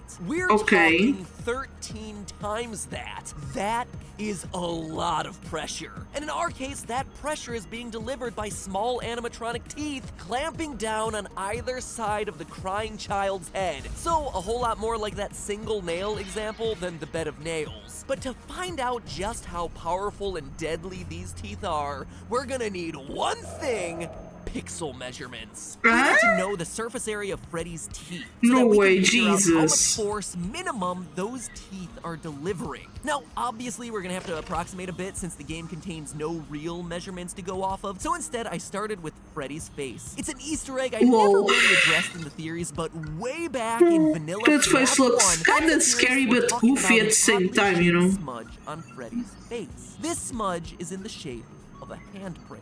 Now granted, it isn't a golden suit, but as we see in that game, the two are comparable in size. Given that the average human hand is about 18.89 centimeters long, we can use this handprint to scale everything else. Freddy's head is 32 centimeters wide, or about twice as wide as an adult human's head, which makes a lot of sense. You need something big enough to serve as a costume. Now, using a combination of images from different angles, we can use this to determine the dimensions of one tooth, which comes to 1.4 square centimeters. Is that a lot? It looks like he was bitten with 8 teeth. 4 on the top and 4 on the bottom. This gives us a total surface area of 11.26 square centimeters. So, using the power of math, we can use this figure to determine how much force each tooth is biting down with. And that number is bone-chilling. 14,758 newtons. Why is that a bone-chilling number? Because that's the strength that a full-grown crocodile bites with. It's almost the strength of a great white shark bites. In order to deliver that amount of force, you would need 2 high-end industrial-strength pneumatic actuators. These things are as long as your arm, and they need their own dedicated compressors pumping out 100 pounds per square inch. I mean, your own teeth would crack if you bit down with that kind of force, and it is most certainly way overkill for moving the mouth of some cheap mascot at a sad sack restaurant. It's almost like someone built these things to intentionally be deadly. Yeah, that's kind of... Ladies and gentlemen, is our smoking gun. When we last covered the lore of this series, myself, as well as other FNAF theorists like Treesicle and Dawko, concluded that William Afton was driven to his murderous rampage by tragic circumstances. His son was killed in the jaws of that machine, and so he dedicated his life to twisted experimentation on other children to bring his son back. Sure, it doesn't mean that William Afton's kidnapping and killing but it's still kind of... Now I'm getting a little bit, I'm understanding more, but then it's gonna come a new game and it's new stuff again, and I'm getting all messed up because this is so confusing. Even in the earliest days of Fredbear's Family Diner, William was making suits designed to kill. But why? Way overpowered for what they were meant to do. Any normal animatronic would have left the crying child with a few scratches, maybe some psychological scars, but that's about it. He'd be alive. But Afton, being the psychopath that he is, had other intentions. Not only did he create a deadly system with the spring ring locks, but even the basic robotics of his mascots were built to kill, something that he would continue to do throughout his career, particularly with the Funtime series. We all thought it was a freak accident that killed Afton's son, but at the end of the day, this death was completely avoidable. It was all true. Afton's fault. If it wasn't gonna build crazy robots. To blame, claiming first his son and eventually his daughter too. Man, I gotta say, that really bites. But hey, that's just a theory. A game theory. Thanks for watching. You're welcome. 6 months since a FNAF theory? Wow, time flies. It's actually really nice to cover the series again with fresh eyes. I even figured out some new lore bits while working on this one, stuff that I'm sure will show up in the next FNAF theory coming this summer. So if you haven't done it yet, make sure that you bite down hard on that subscribe button in 3, 2, 1. Crunch! And hey, might I recommend clicking the video that you see on screen right now? It's actually the first video that I did on FNAF. It's actually really interesting to see how the series have changed in that amount of time. Anyway, that's it for today. I will see you all, or at least the number of you who enjoy our theories that aren't FNAF related, next week. Thank you.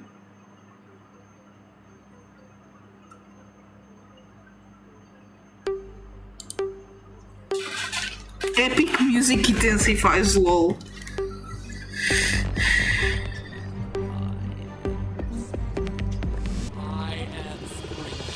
I am Springtrap. What?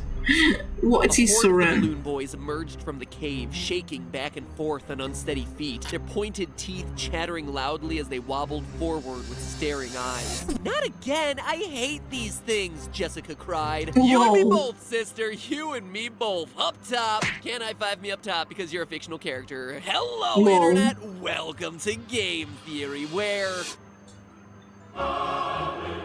Yes, that's right, ladies and gentlemen. FNAF 6 is canceled. Looks like I had more staying power than you, Scott. Okay, well. Let's be honest, though. It's gonna be more delayed than canceled, really. And there's still the movie, the merch, a second book just released, a third book coming soon, and a fourth one on the way. So just like the animatronics, the series itself keeps getting reborn in new forms with increasingly absurd names. Withered Freddy, Nightmare Chica, Not So Fun Time Franchise. Speaking of ridiculous new names for the same old cast of animals, let's talk about the latest addition to the roster, the Twisted Animatronics. Stars of the new FNAF book that came out at the end of June. Now, I'm gonna be honest, this book was definitely a step up from the first. It had 200 less pages. Oh, but...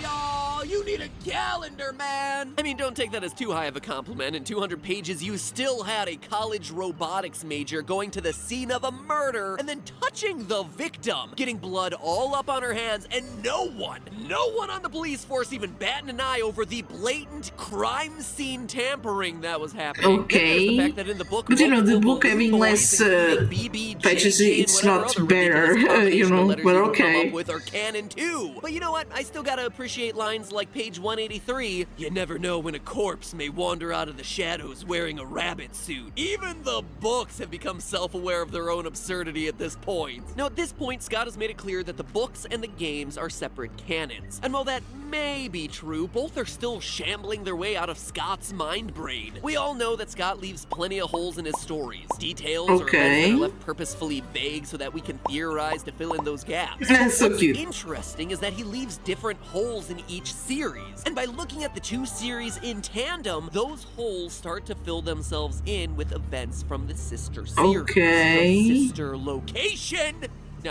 No, just no. Anyway, reading Twisted Ones was like reading the crib notes for Sister Location, because a lot, and I mean a lot of that game's weirdness became more and more clear as I turned more and more pages. So FNAF 6 may be dead, but we're gonna go back to beat the dead horse animatronic that is Sister Location. Can we name it Horsey? Horsey, no, the dead poor horse. We just beat it every time we do an episode about one of these games. Great. Dead horse animatronic Horsey poor one horse. final time, because thanks to the Twisted Ones, we have all the information information we need to help that game make just a little bit more sense. First, how do we know that this book is anywhere close to related to Sister Location? Well, it's easy. The answer's in the title. The Twisted Ones. The recurring threat in the book are these so-called twisted animatronics. But even though we're supposed to think that this is a new breed malfunction, of killer robot, no, it's not a malfunction, I know. We've seen them before in Sister Location. Check out this description and let me know if it sounds familiar. Page 90. The creature had no fur. The creature had no fur. It had a short muzzle and oval ears sticking out from the sides of its head. It had the general appearance of an animal's head, though much larger than the animatronic animals from Freddy's.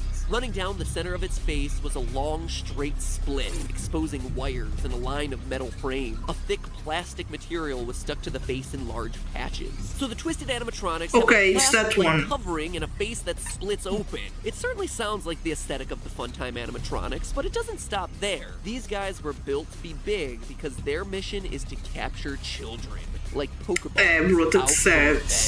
Page 140. Freddy's face slid across the bed like a python. His head lost its shape as it folded outward, taking hold of her feet and beginning to swallow, moving slowly upward as she fought not to scream or fight, his cheeks and chin dislocating further. It no longer resembled a thing. Before she could struggle further, her arms were pinned to her side, trapped inside the thing. Only her head remained free. She gasped for a last breath.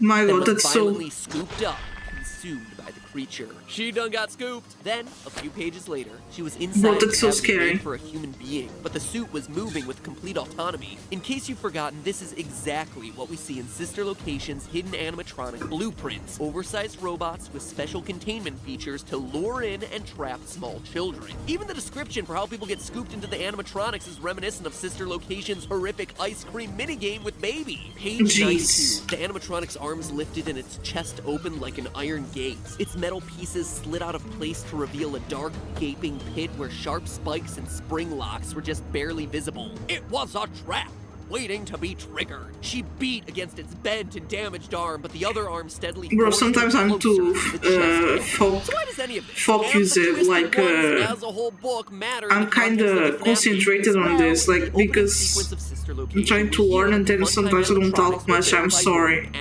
With all due respect, those aren't the design choices we were curious about, Mr. Afton. A guy who, up to that point in the series, had only been named in the first book, Silver Eyes. By the end of the book, we learned that William is Purple Guy, the killer who kidnaps kids while wearing a golden Bonnie suit. But Silver Eyes also introduced us to other important characters for the FNAF series as a whole, including Henry, no last name given, William's partner and the more creative half of the company, the one who actually created the animatronics. So after reading Silver Eyes, we were left with William, the business guy who doesn't create robots but does kill children, and Henry, the creator who does create robots but doesn't kill children. Got all that?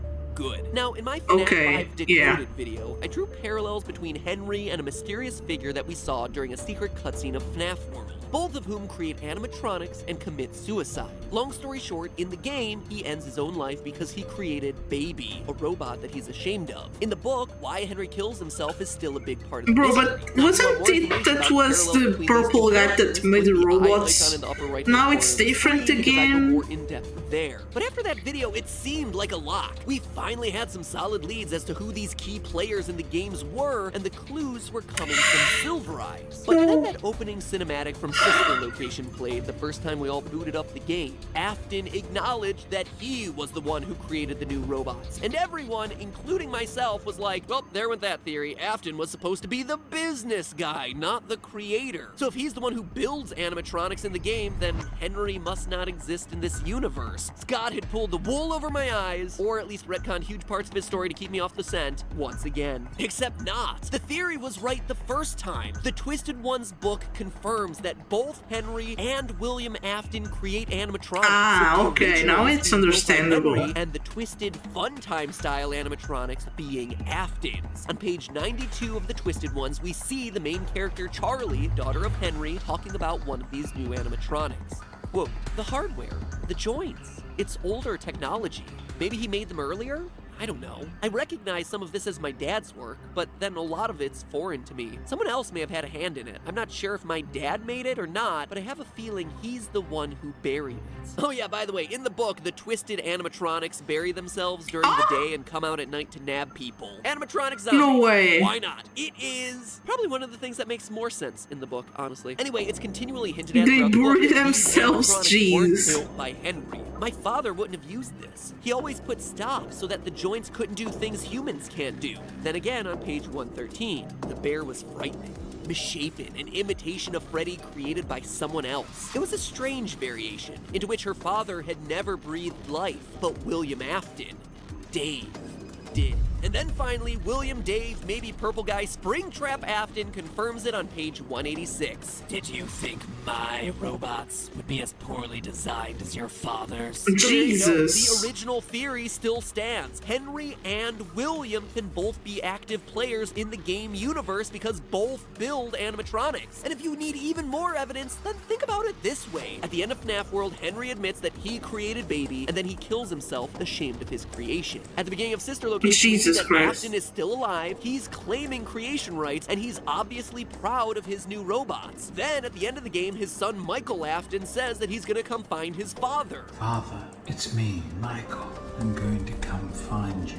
Thus, William is still alive, Henry is dead, but Okay. both must be a part of these games. And that's an important detail to solidify because the book also confirms something that FNAF theorists had been speculating about since the release of Sister Location. One of the weirdest details from that game was hidden in Funtime Freddy's roof, where a map of FNAF 4's Yeah, house was the above house, and directly yeah. connected to the map of the Sister Location facility. Why, though? It was also something that was hinted at throughout the Silver Eyes novel. Again, something that I covered in a previous theory, linked via those iCards in the upper right-hand corner. But Twisted Ones not only confirms this underground bunker for Sister Location exists, Lol, a it bunker. also confirms whose house it's built under. Henry's. In the novel, we see the twisted animatronics capture the main character Charlie, again, Henry's daughter, and drop her off in some remixed version of the FNAF 2 pizzeria. I say remixed because, like a lot of this book, it's a weird hybridization of the things that happen in the games and other stuff. It's got the Parasol and Balloon Boys from the FNAF 2 location, and then there's a cave and a waterfall for some reason. so beautiful. FNAF 7, Under the Sea. Earlier Let's in the book, Charlie and her go. boyfriend John, who admittedly has to be the most patient and loving boyfriend in the history of the universe. Like, Charlie shows him no sense of affection, and he is there just like a sad puppy dog. It is tragic. Anyway, those two go to visit Charlie's childhood home, which has been destroyed by a storm. And what they find is that the storm has broken down a wall to reveal a new room, a secret room, hidden in their house that Charlie had never known about. Whoa, that's not even part of the house. I've never seen this room before. The walls were made of dark concrete, and the room was small and windowless. A box jammed into the house and sealed away beneath the room. No way. Whoever's out there killing people came from there. When the storm broke the wall, a section of the house was sealed until the storm broke through. But what's really important here is what's revealed when Charlie and the gang escape from that underground pizzeria I mentioned. On page Underground 194, pizzeria. We're out! We're okay! Don't you see where we are? She whispered. Slowly, she walked the length of the room, gesturing to the 4 enormous pits in the floor, one of which contained a headless, half-buried robot. John, this is my dad's house. It's the room we found. They escaped upward out of the underground pizzeria and wound up in Henry's house. So slowly the pieces start to fit together. Henry in the book buries and tries to seal off the twisted animatronics and then commits suicide out of guilt for helping William to build these things in the first place. True, Just yeah, like why we did see he in help FNAF, William, bro? And just like we see the underground bunker underneath a normal everyday home in Sister Location. And I'm just getting started, because while all this other information is certainly interesting, Twisted Ones exposed a detail from Sister Location so tiny and so minute that we all overlooked it in our excitement over decoding underground storage facilities and tracking animatronic eye color. And yet, much like that infamous Chica Beak clue from FNAF 2 and 4, this small detail is so monumentally earth-shattering to the franchise as we know it, Chica that I looks can't cute with not talk about it the here. beak. On Sister Location's Night 3, Michael Afton's big task is to remove a power module from Funtime Freddy. After following the narrator's instructions on which buttons to press and what order to press them in, Freddy's chest pops open and the power module reveals itself. And it's this.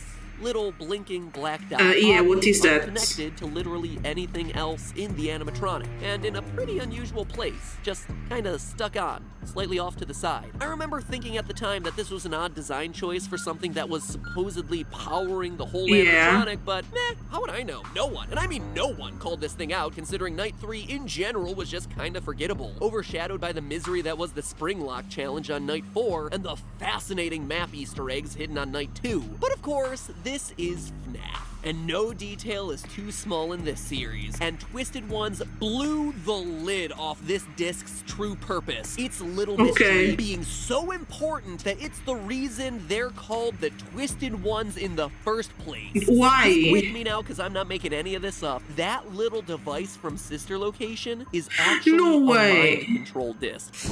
No way. Gasps and requisite eye rolls. I don't blame either of those reactions. Let me explain. Throughout the book, anytime the twisted animatronics show up, people start to feel weird side effects. Page 91 and 92. As her hand touched the creature, a wave of nausea hit her, but it lasted only a split second. Something else about it had transformed at the same time. Its artificial skin took on a luminescence, and its movements were fluid and sure. Its casing suddenly appeared to have skin and fur, though they were blurry, flickering like a trick of the light. Now, after destroying one of these twisted animatronics, Charlie and boy John discover a weird object embedded in the machine. Quote, it was a flat disc, about the size of a $50 coin. She held it up to her ear. Wow, that's really high-pitched. I can barely hear it. The sound is why you feel sick. It emits some kind of signal. It changes what those things look like. It changes our perception of what they look like, Charlie corrected. Freddy's image... Why? Well, yeah, it kind of makes sense if they want from his fur, to lure people. That made him Freddy winked out, leaving only a smooth plastic figure in his place. It looked like the rest of the animals in the room, a blank mannequin stripped of its characteristics. These aren't made out of fur and fabric. They're made by us, by twisting our minds. You shot the chip, you killed the illusion. Twisting our minds, way. Say, so how do they really look like? Oh, so cute. Tiny face. Oh, sad tiny face. Ridiculous as a small disc that emits sounds that gets your brain to change the way it perceives the world around you sounds, it's actually kind of based in scientific fact. The brain is constantly having to process tons of information, so it is always looking for shortcuts. For instance, if I show you this text, you're probably going to be able to read it really quickly, right? It's because the brain isn't reading text by individual letters, but rather by the context of the other words around it, the way it expects the sentence to go, and making guesses off the most frequent short words that it sees on a day-to-day basis. The same is generally true in visual perception. Without going into detail here, it's how optical illusions work, and there's been plenty of research on how the brain fills in visual gaps that it experiences. So the idea that a disc is shooting out sounds that distract you and thus cause your perception of reality that's kind of trippy that it's familiar with isn't as far-fetched as it might seem. At least, not as far-fetched as robots haunted by dead children getting into an all-out rumble against other animatronics built to vor unsuspecting victims, which is literally a thing that happens in the climax of this book. Not to spoil it or anything. And of course, it probably goes without saying, but these little mind-controlled discs were created by none other than dear old dad, William Afton, age 99. There was writing along one edge. She had to bring the piece of plastic close to her face to make the letters out. They were tiny and written in an old-fashioned flowing script. They read, Afton Robotics, LLC. Charlie dropped the disc immediately. Afton? William Afton. That's my father's old partner. That's Dave's real name, John finished.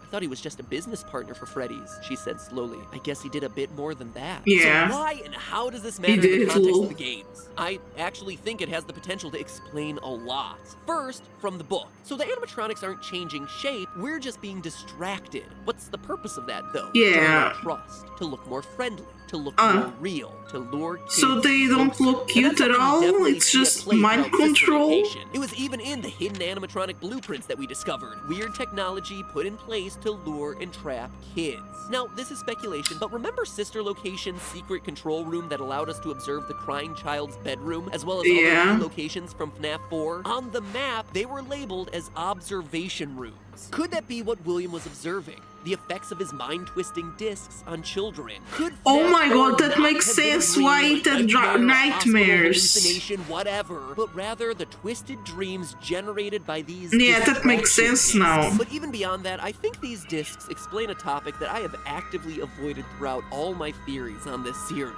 the Phantom animatronics from FNAF 3. Remember way Wait, back what? to FNAF 3 when this was supposed to be the final boss battle? There was only one real animatronic out to get you, Springtrap. All the other main jump scares were hallucinations in a building that had a high-pitched whining noise the whole time. Yeah, I never played it, so let me see. And especially when it came to the puppet attacking you.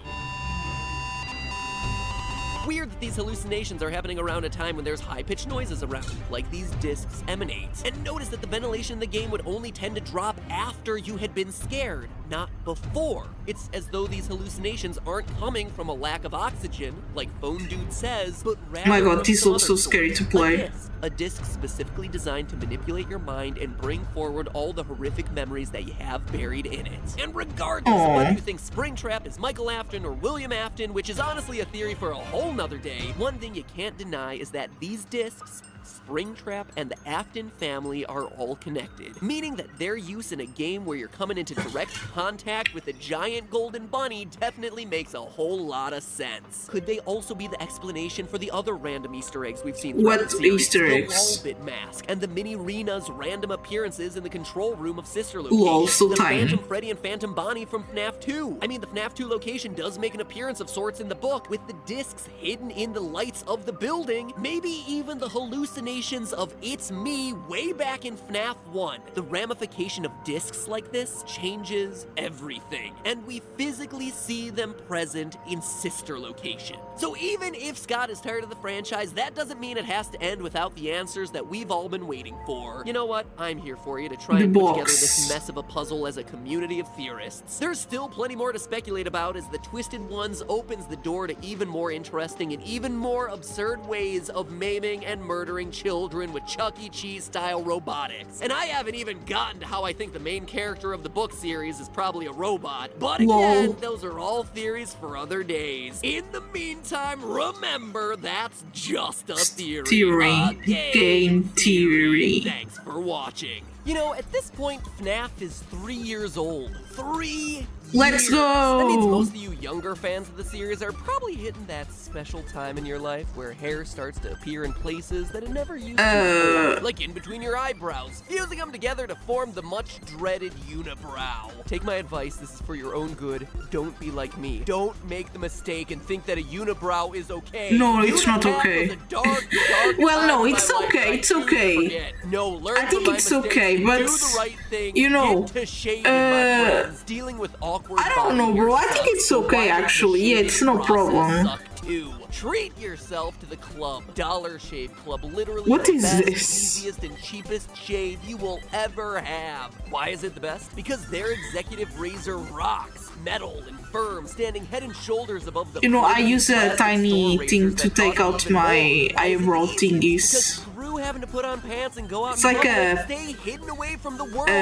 Razor It's not that. I don't use that. That's too big for my eyebrows. No human interaction necessary, which is great for all you introverts watching right now. And why is it the cheapest? Because for a limited time, new members get their first month of the Executive Razor with a tube of the Dr. Carver's shave butter for only $5. I think it is And not for shipping. After that, razors are eyebrows. just a few bucks a month. That is, calculating it now with my math brain, a $15 value only available to you theorists right now exclusively at dollarshaveclub.com/mathpat. That's dollarshaveclub.com/MATPAT. In your first month box, you get the awesome weighty handle, a full cassette of 4 executive cartridges, and a tube of shave butter. So say goodbye to Unipat and say hello to social acceptance and silky smoothness. You don't need to have normal brows if you don't want to. Be the same. Now, if you'll excuse me, I have eyebrows. a ridiculous math question in store for next week's episode that I need to go solve. I will see you then.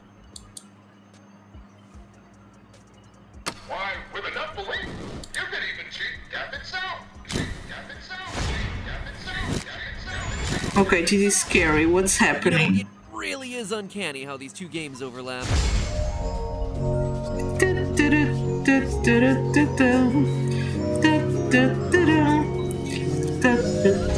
Hello, Internet! Welcome to the 200th episode of Game theory. Yay! Technically, it's the 201st and a half episode because we had a mini theory way back on the channel a long time ago that's now privated because of reasons. And then technically the Bendy episode last week was the 200th episode, but I thought this felt more appropriate because it's solving FNAF with one final mega theory. Yay! So the 200th episode of Game Theory. Proud members of the Pink Guy Truthers Club. Now, if you don't know, one of the longest held Pink debates in is not FNAF purple. theorydom is whether this murderer watching children die is the same as this murderer watching children die. Because of their different colors, they became dubbed No way. Purple Guy and Pink Guy, the two most threatening colors. Taste the rainbow, Oh. slaughter the rainbow. No! Anyway, since FNAF 2, I have been opposed to this theory, and I can now confirm it is dead. Like a child wanting a mediocre slice of overpriced What is this? pizza dead. Ding dong, the witch is dead. One look at Scott's new strategy guide for the series, the Freddy Files, confirms it. Page 48, when describing the Foxy Go Go Go minigame from FNAF 2, quote, Purple Guy is visible in the lower left corner of the room. There it is, clear as Yeah, it's crystal. purple. Purple Guy in the corner. Now comes the super awkward question that I never thought I'd have to answer. Which purple guy? Because there's two now, and if you didn't know that, strap in. It is gonna be a long episode. Yeah, why? FNAF as a Why franchise has always two? been defined by questions. What was the missing children's incident? Who is Purple Guy? What's the deal with Balloon Boy? Seriously, what is the deal with Balloon Boy? It's But by just Balloon FNAF Boy, I 4, the guess. games had just become a mire of unanswered questions where it was becoming harder and harder to tell the difference between a withered Freddy, a phantom Freddy, and a nightmare Freddy, let alone a golden Jeez. Freddy versus a golden Fredbear. We had Fazbear Frights, Fazbear Pizzas, Fazbear Entertainment, Fredbear Diners, Fredbear and Friends, Missing Children, Crying Children, and Bites My pretty much God. every decade. Then came Sister Location, where between the butter and bongos, theorists, myself included, struggled to try and fit together a story told by animatronics that lie, hand units that lie, animatronics Wait, they that lie? fuse with other animatronics, and animatronics that fuse together with humans, who then become purple and immortal. Needless to say, No way. it was a lot.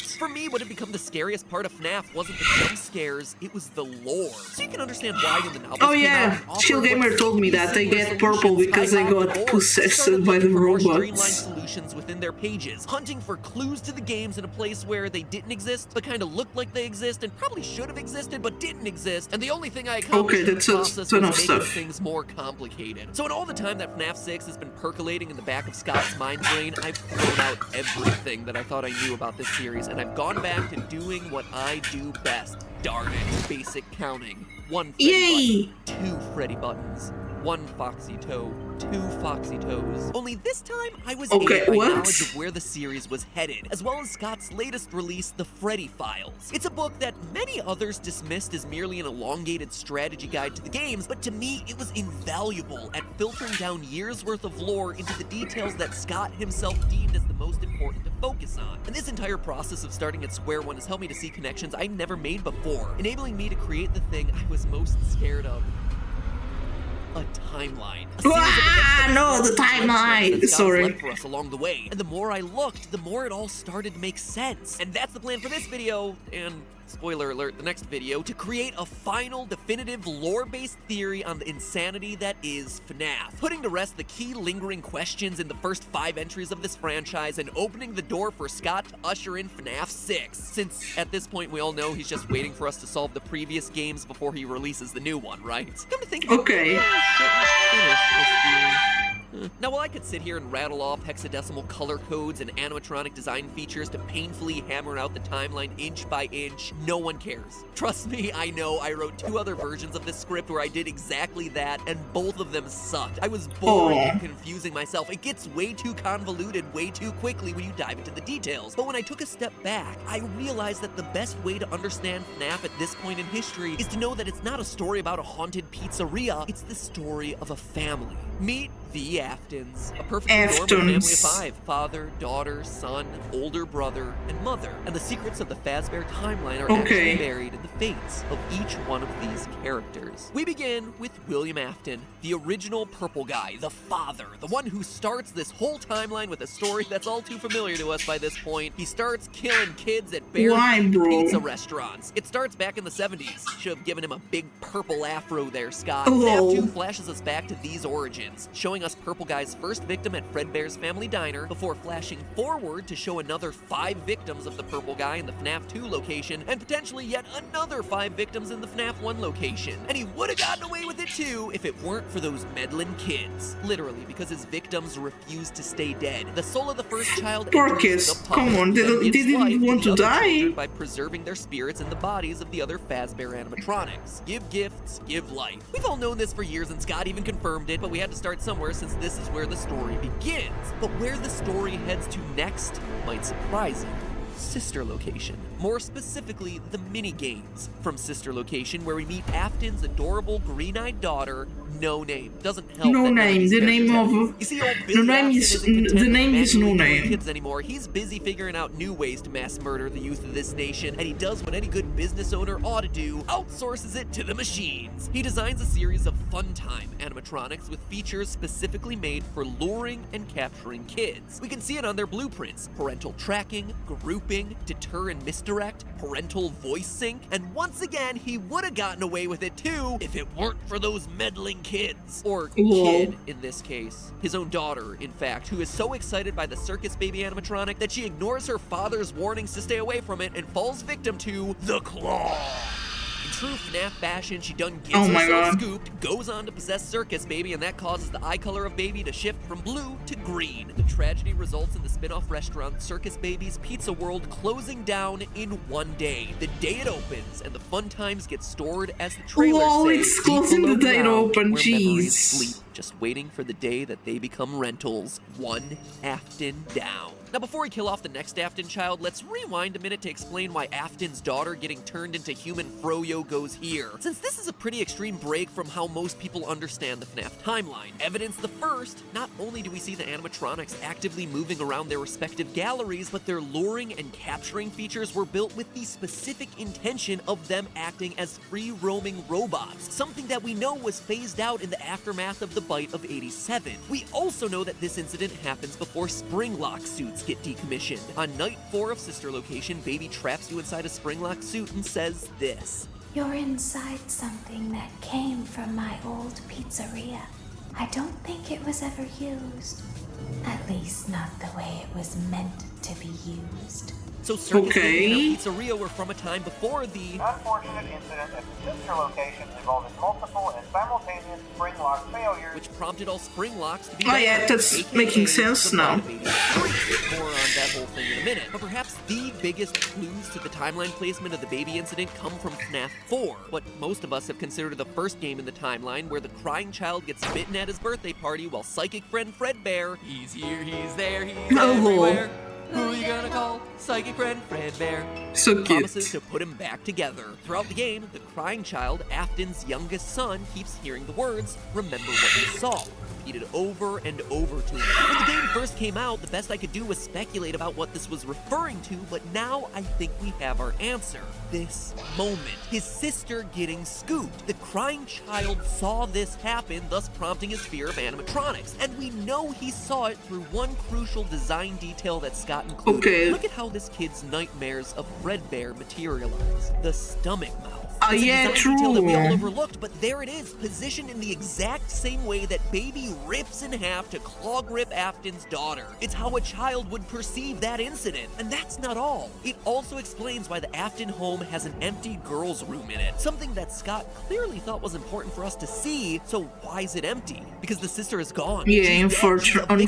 William's sloppy kidnapping scheme. Just to be clear, I know a previous theory said this girl was Baby, but she's not. It was a predictive theory based on visual similarities that didn't pan out. In Sister Location, Scott very clearly showed us that Afton's daughter doesn't wear her hair in pigtails and has a different color of hair than the pigtail girl in FNAF 4. And we all know how picky Scott is about colors, at least at this point in the series. He learned his lesson after the whole thing. That's not all. Ballora. It's confusing, but okay. As we move on to the next member of the Afton clan. Here's a big question that no one's thought to ask about this series yet. The mother, Mrs. Afton, where is she? Yeah. I mean, don't get me wrong, adoption is a great thing, but something tells me that Slick Willie over here isn't the single father of 3 type. It was a question that I had never considered until the answer practically slapped me in the face while I was reading the Freddy files. On page 127, Scott draws a very clear contrast between Funtime Freddy's voice system and the one belonging to Baby and Ballora. quote, Okay. Freddy's audio seems pre-recorded and relates to kids and birthday parties, unlike Ballora and Circus Baby's audio, which is more complex, end quote. It's an interesting detail for Scott What's the complex to call thing? out that I honestly never considered. Ballora is much more aware of her surroundings, responding in real time to movement in her chamber and not seeming to rely on pre-recorded lines like the more rudimentary Jesus. It seems like more than just a coincidence that the only other robot possessing this level of speech ability is the one that we know has Afton's daughter inside of her. Up until now, we've all been quick to write off Ballora as just this weird Rule 34 bizarre new addition to the animatronic roster. Don't you tell me. She has a bigger Oh my God. story than we all realized. This is far from speculation. Another major clue hides in the song that she sings, one that Scott draws particular attention to in her character profile in Freddy Files. The lyrics go, "Why do you hide inside your walls when there is music in my halls? All I see is an empty room, no more joy, an empty tomb." Okay, this is creepy. What? It's so good to sing all day, to dance, to spin, to fly away. This reference to an empty tomb devoid of joy, resembling a vacant tomb, is the same sort of language you would hear from a parent who had just lost a child, with the child's bedroom acting as a sort of tomb. Don't you tell me it's the mom. Could it be that this song is referencing the daughter's empty room that we just talked about from FNAF 4? And if that's the case, does that make Ballora's true identity Mrs. Afton? Ballora is Oh my God, no way, all the family's a robot now. Mini Renas as her children, and she's a much older and more mature-looking robot than anything that we've seen throughout the series. If this were truly the case, based on her song, it sounds like after the daughter done got herself scooped, William retreated into his work and probably a fair bit of child murder, hiding in his private room to bury his grief. That's what Ballora's line, "hiding inside your walls," is referencing. It would also explain why William has abandoned his other two sons by the year 1983, the time we see FNAF 4 roll around. He's too grief-stricken, leaving the older brother to be the one to have to take care of the crying child. Somewhere before 1983, his wife leaves him, or dies, or something. It's not really that important, and Afton preserves her memory inside the animatronic Ballora. And with that, another Afton gets buried in the basement. Which brings us to 1983 and leaves the men of the household as the last one standing. Crying child, older brother Michael, and the fate of William. One gets bit, one gets scooped, and one gets sprung?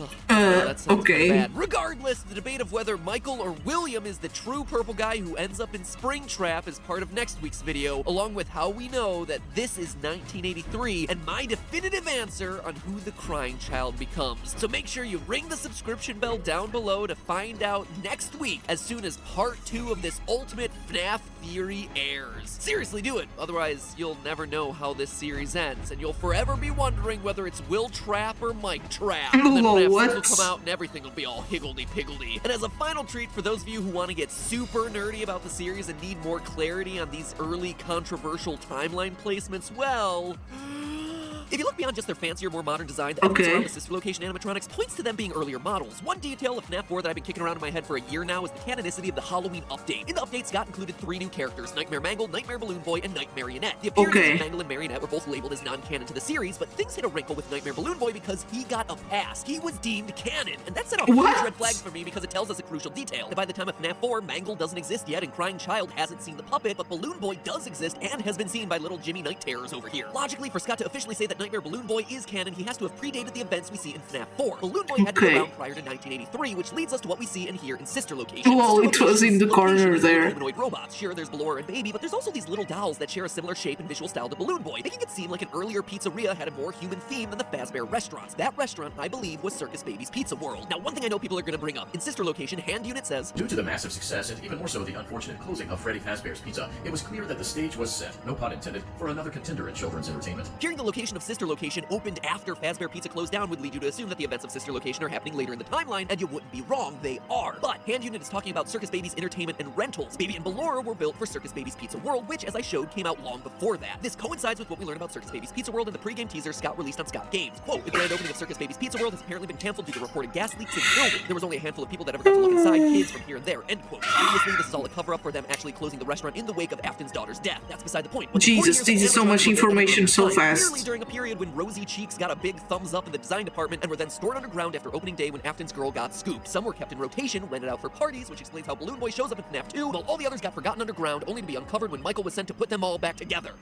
Jesus. Wait, are you all still here? Oh good, because I have yet to say it. Remember, it's all just a theory. A game theory. See you next week for the finale to my final FNAF theory. Thank you. At least final FNAF lore theory. I suppose I could do a science one if the mood struck. And if there is eventually news for FNAF 6, I could do a predictive theory about it, I guess. By the way, did you hit that bell yet? You should to celebrate our 200th episode. Give or take 1.5 or so. But whatever, this one feels like a big event. And finally, you remember my YouTube Red series Game Lab? Another episode is free for you to watch right now. No YouTube Red subscription required. Available internationally. No problems. Just click on it and watch. And it is, lo and behold, the FNAF episode. I put myself as well as 3 other YouTubers through a real-life version of the FNAF series. 100% recreated too, like battery-powered doors and everything with limited energy. It's great. Check out how I do in a real-life version of FNAF by clicking the box to the right. Now, if you'll excuse me, I need to go record part 2 of this episode, so that way you have it ready in time for next week. Not letting you down, not making you wait a questionable amount of time for the finale to this whole thing. We got this. It's gonna be a good one.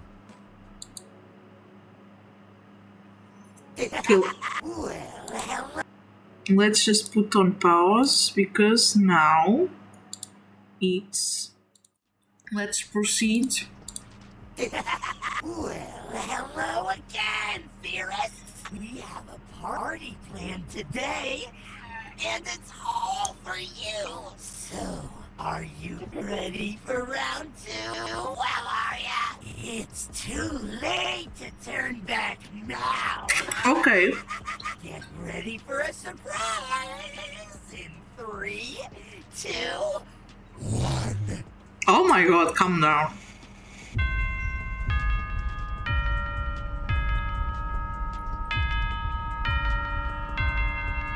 Hello, Internet! Welcome to Game Theory, where, did you know that Funtime Freddy was almost German? Jawohl, check it out. Whoa. Hello, little children. Glad to see you back again. Come closer. I'll sing a song for you.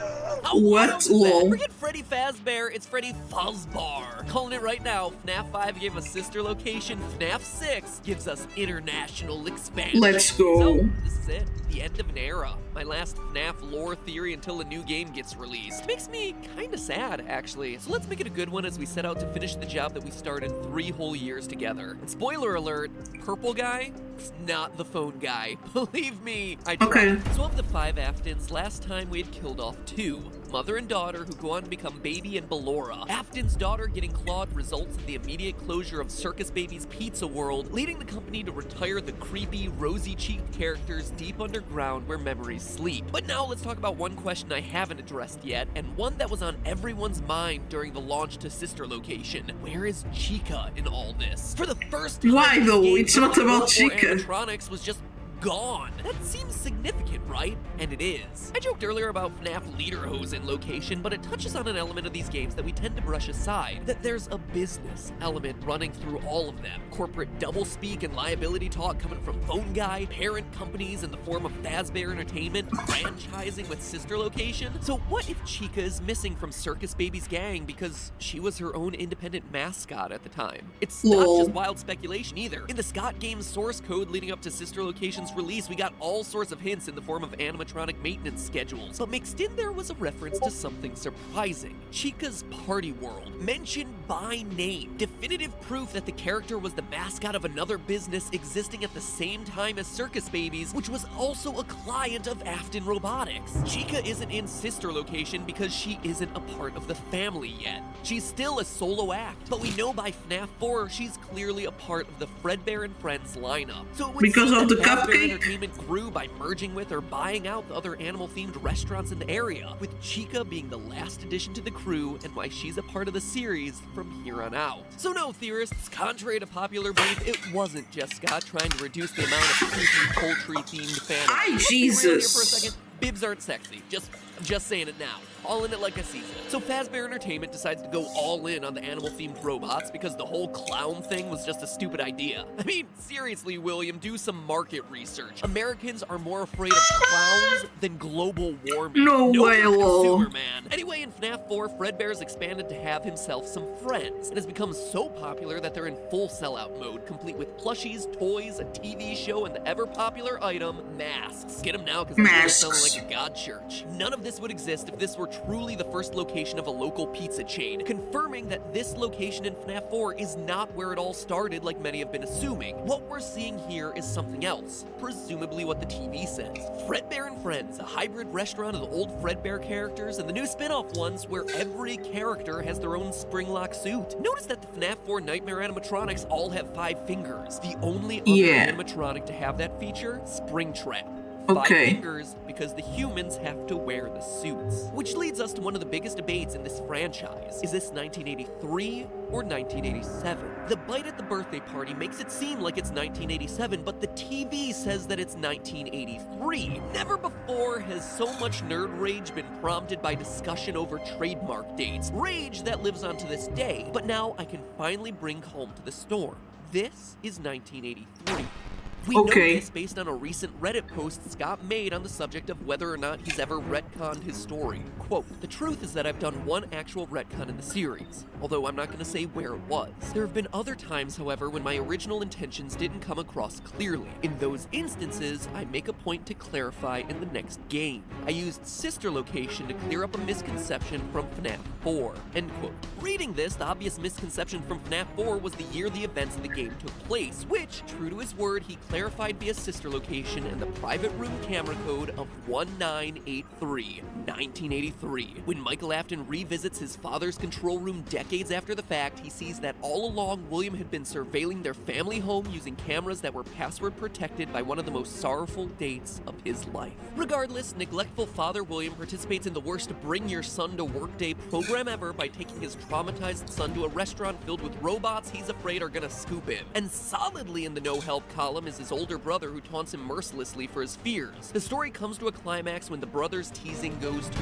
far, getting his younger brother chomped at his own birthday party. At the end of the game, oh my god, it was his birthday. That's Bear observation plushies, pending, promises to put his son back together, except he's too late. We hear a hospital flatline faintly in the background as the cutscene ends, meaning that the child dies. That's far from where his story ends. He appears in every other FNAF game because even though Daddy fails to put him back Faust, you together, have a VIP badge. I made you VIP.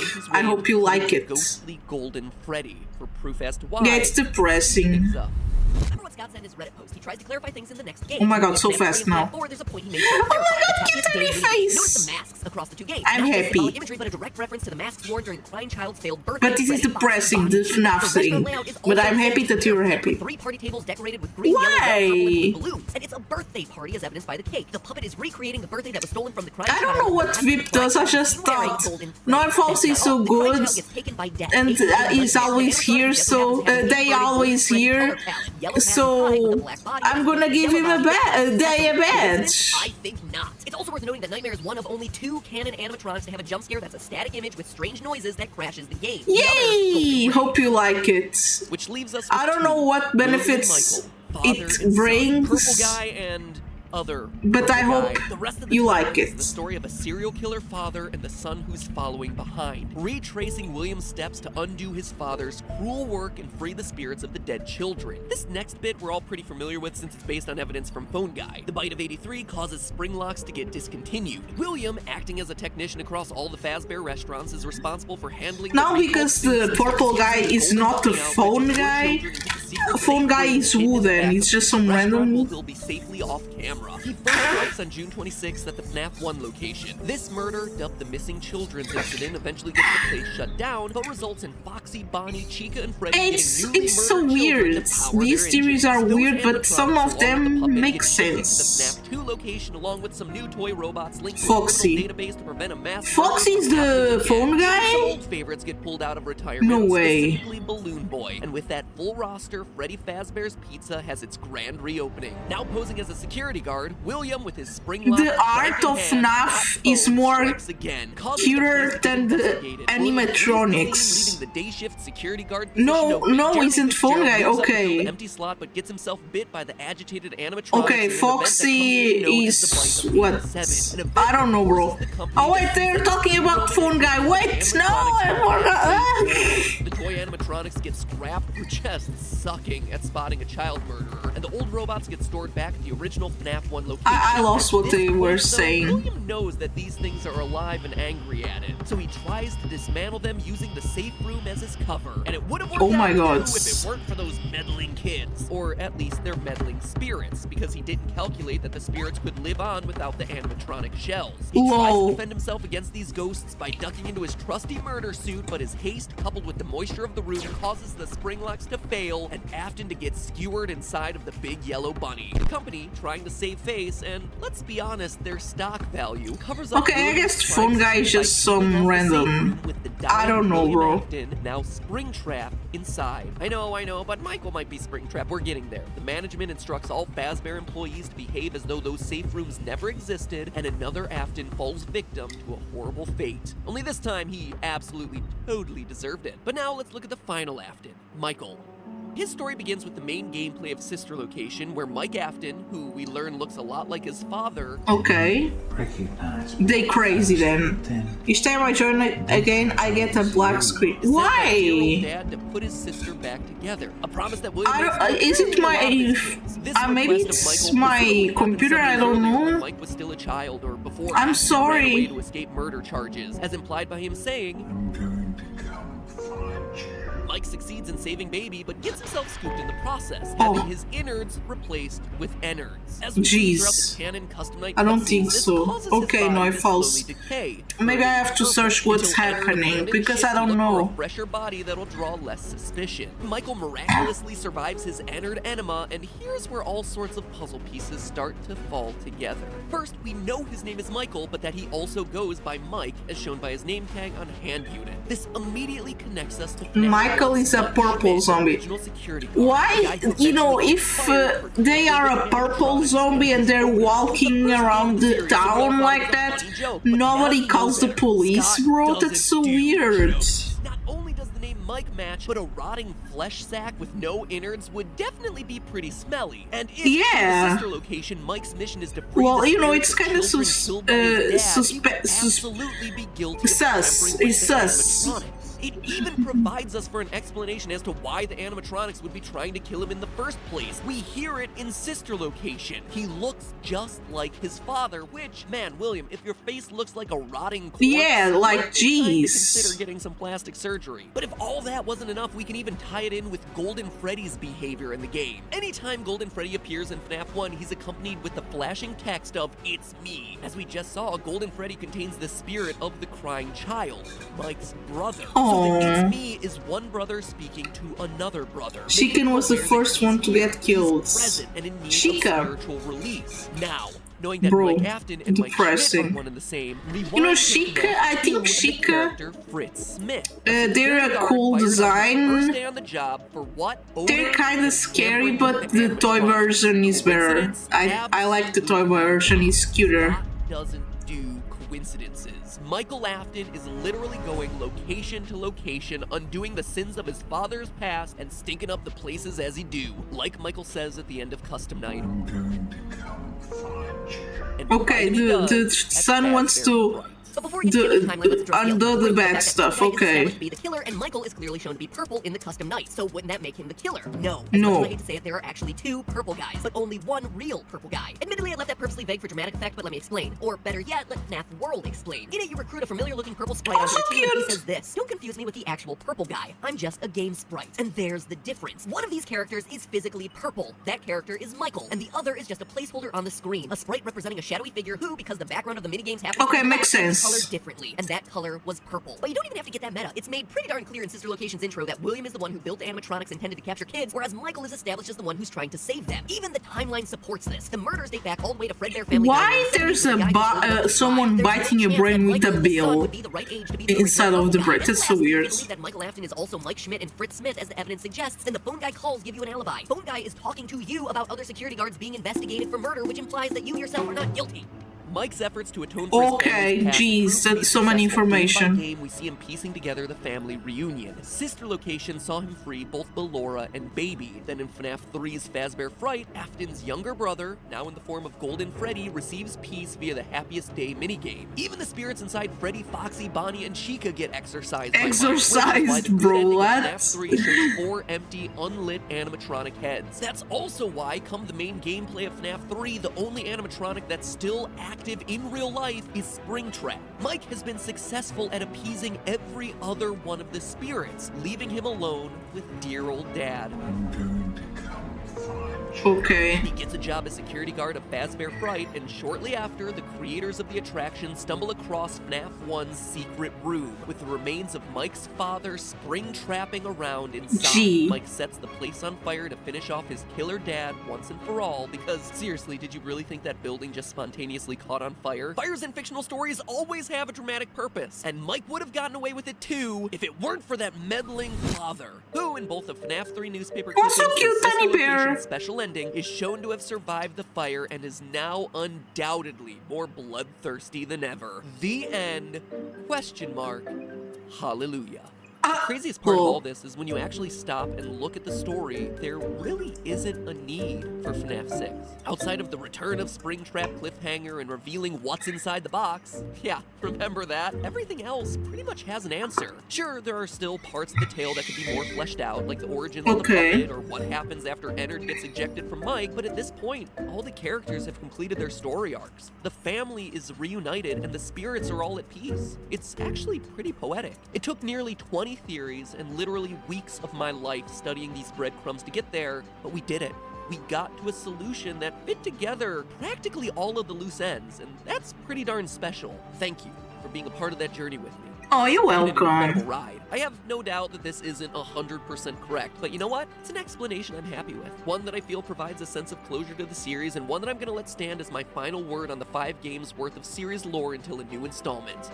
Crap, a new installment that just so happened to get teased immediately after last week's part 1? Scott, don't go getting predictable on me. Calling it now just so I can avoid the inevitable prediction theory. It's an installment that looks like it's gonna be taking yet another step back in the timeline to tell the origin stories of the puppet. Notice how the sprites are the exact same as the FNAF 2 Give Cake minigames, where the first child gets murdered and the puppet pops out of the screen. Also notice that the window design is a direct callback to the aesthetic of 70s technology, which is when Fredbear Family Diner and the first murder would take place. Lastly, the source code on Scott Games keeps saying, what is paragraph 4? Well, paragraph 4 could be relating to a lot of things, but the one thing that jumps out at me is that as soon as my episode went up, this teaser came out. Paragraph 4 of my episode last week happened to be about William Afton's first murders. But before I end all this, let me give the hardest of hardcore fans one more deep dive on the whole Will Trap versus Mike Trap debate. Let's speed it up. Most hardcore fans believe Mike is the purple guy currently in the Springtrap suit, and it's easy to see why. His voice is modified with an electronic effect in the custom night ending. Springtrap pops up at the end of Mike's final words. I'm going to come find you. And the purple guy sprite who ends up in the suit is seen releasing kids from their animatronics. However, these are easily explained away. We've heard Springtrap talk before, or should I say gurgle before in FNAF 3. And Mike's voice is very different from Springtrap's. Springtrap popping up on I'm going to come find you could very easily just be a visual storytelling element where Mike is stating his mission to track his father down. We visually see that he did it, but oh no, cliffhanger, Dad ain't dead. And we already talked about how William could very well be dismantling the animatronics to try and stop their attack. So it seems like a pretty balanced debate, or at least it does until you look at the timeline. Based on order of events, William inside Springtrap is undeniable. Whoever is working as Night Guard in Fazbear Fright can't just be some random guy off the street. It's someone who has seen both the FNAF 1 and FNAF 2 animatronics, considering he's having hallucinations of Mangle, Balloon Boy, and and the puppet. Okay, that makes sense. The only person who looked at both I always come back. Oh my god, cute tiny emoji, thank you! Narval, so cute! But the safe rooms were sealed with Springtrap inside while Freddy's Pizza was still open. That's why there's a whole series of phone guy tapes telling employees about the safe rooms, how to use them, and then, oh wait, no, we're closing them down, pretend like they never existed. Whoa. That due to other restrictions, previously mentioned safe rooms are being sealed at most locations, including this. More crews will be here hosting the day today, constructing a bulk wall over the old store base. Nothing is being taken out beforehand, so if you have anything inside, then it's your own fault.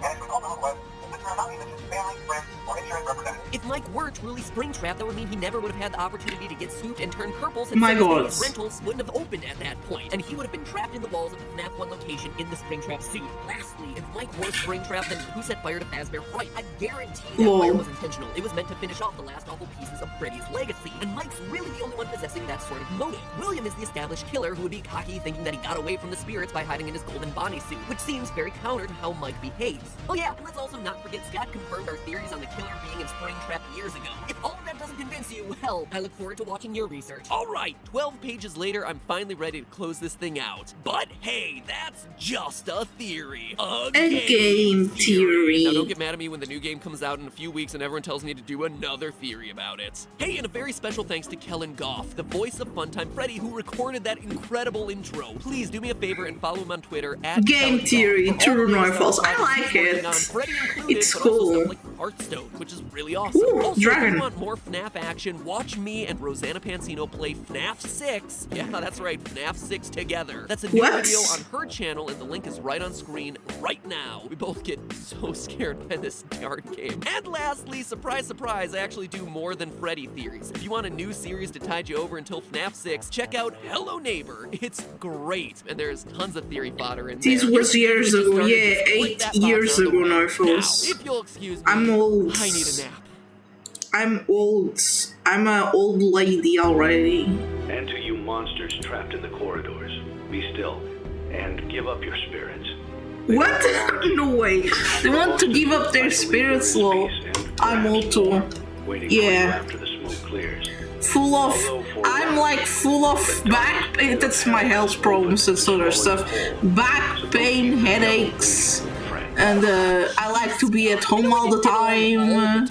Yeah, I'm a little old lady, lol. Seriously though, can we turn on I like soup, I like crochet, I like house activities, I like gardening, I'm old. And you too can be getting hotter than a serial killer in a burning death trap. I'm only 21 by the way, but I'm old. I consider myself an old lady because of the state I am. Hell, I will show you the way, because not only do we have this nifty oh my god, cute kitty art in the wall. Why are you? No, get out there. Yeah, see, kitty art. So you can look and feel great even after stuffing your face with budget pizza from a defunct children's restaurant. And they wash great, especially when you're kitty using art in the wall. It's gonna be spring soon, and spring tends to get so kind cute. of chilly. But don't worry, because I got you covered with another item that I think's the bomb. A bomber jacket, complete with oh wait, this is merch they're selling. Okay, I was just seeing the art in the background. Too hot to be doing so. Then, for all those who want to secretly show off their theorist pride, we got socks. Because honestly, Slay, I guess. Fun, colorful, nerdy socks are like my favorite people in the world. I have 20 pairs of nerdy socks ranging from like Deadpool to Rick and Morty, and now Game Theory's in the collection. There's nerdy socks, so slay, I guess. And finally, we have men's and women's underwear, perfect for your top and your bottom. Call it Game Theory Intimates. It's a new year. Get yourself some new gear. Plus,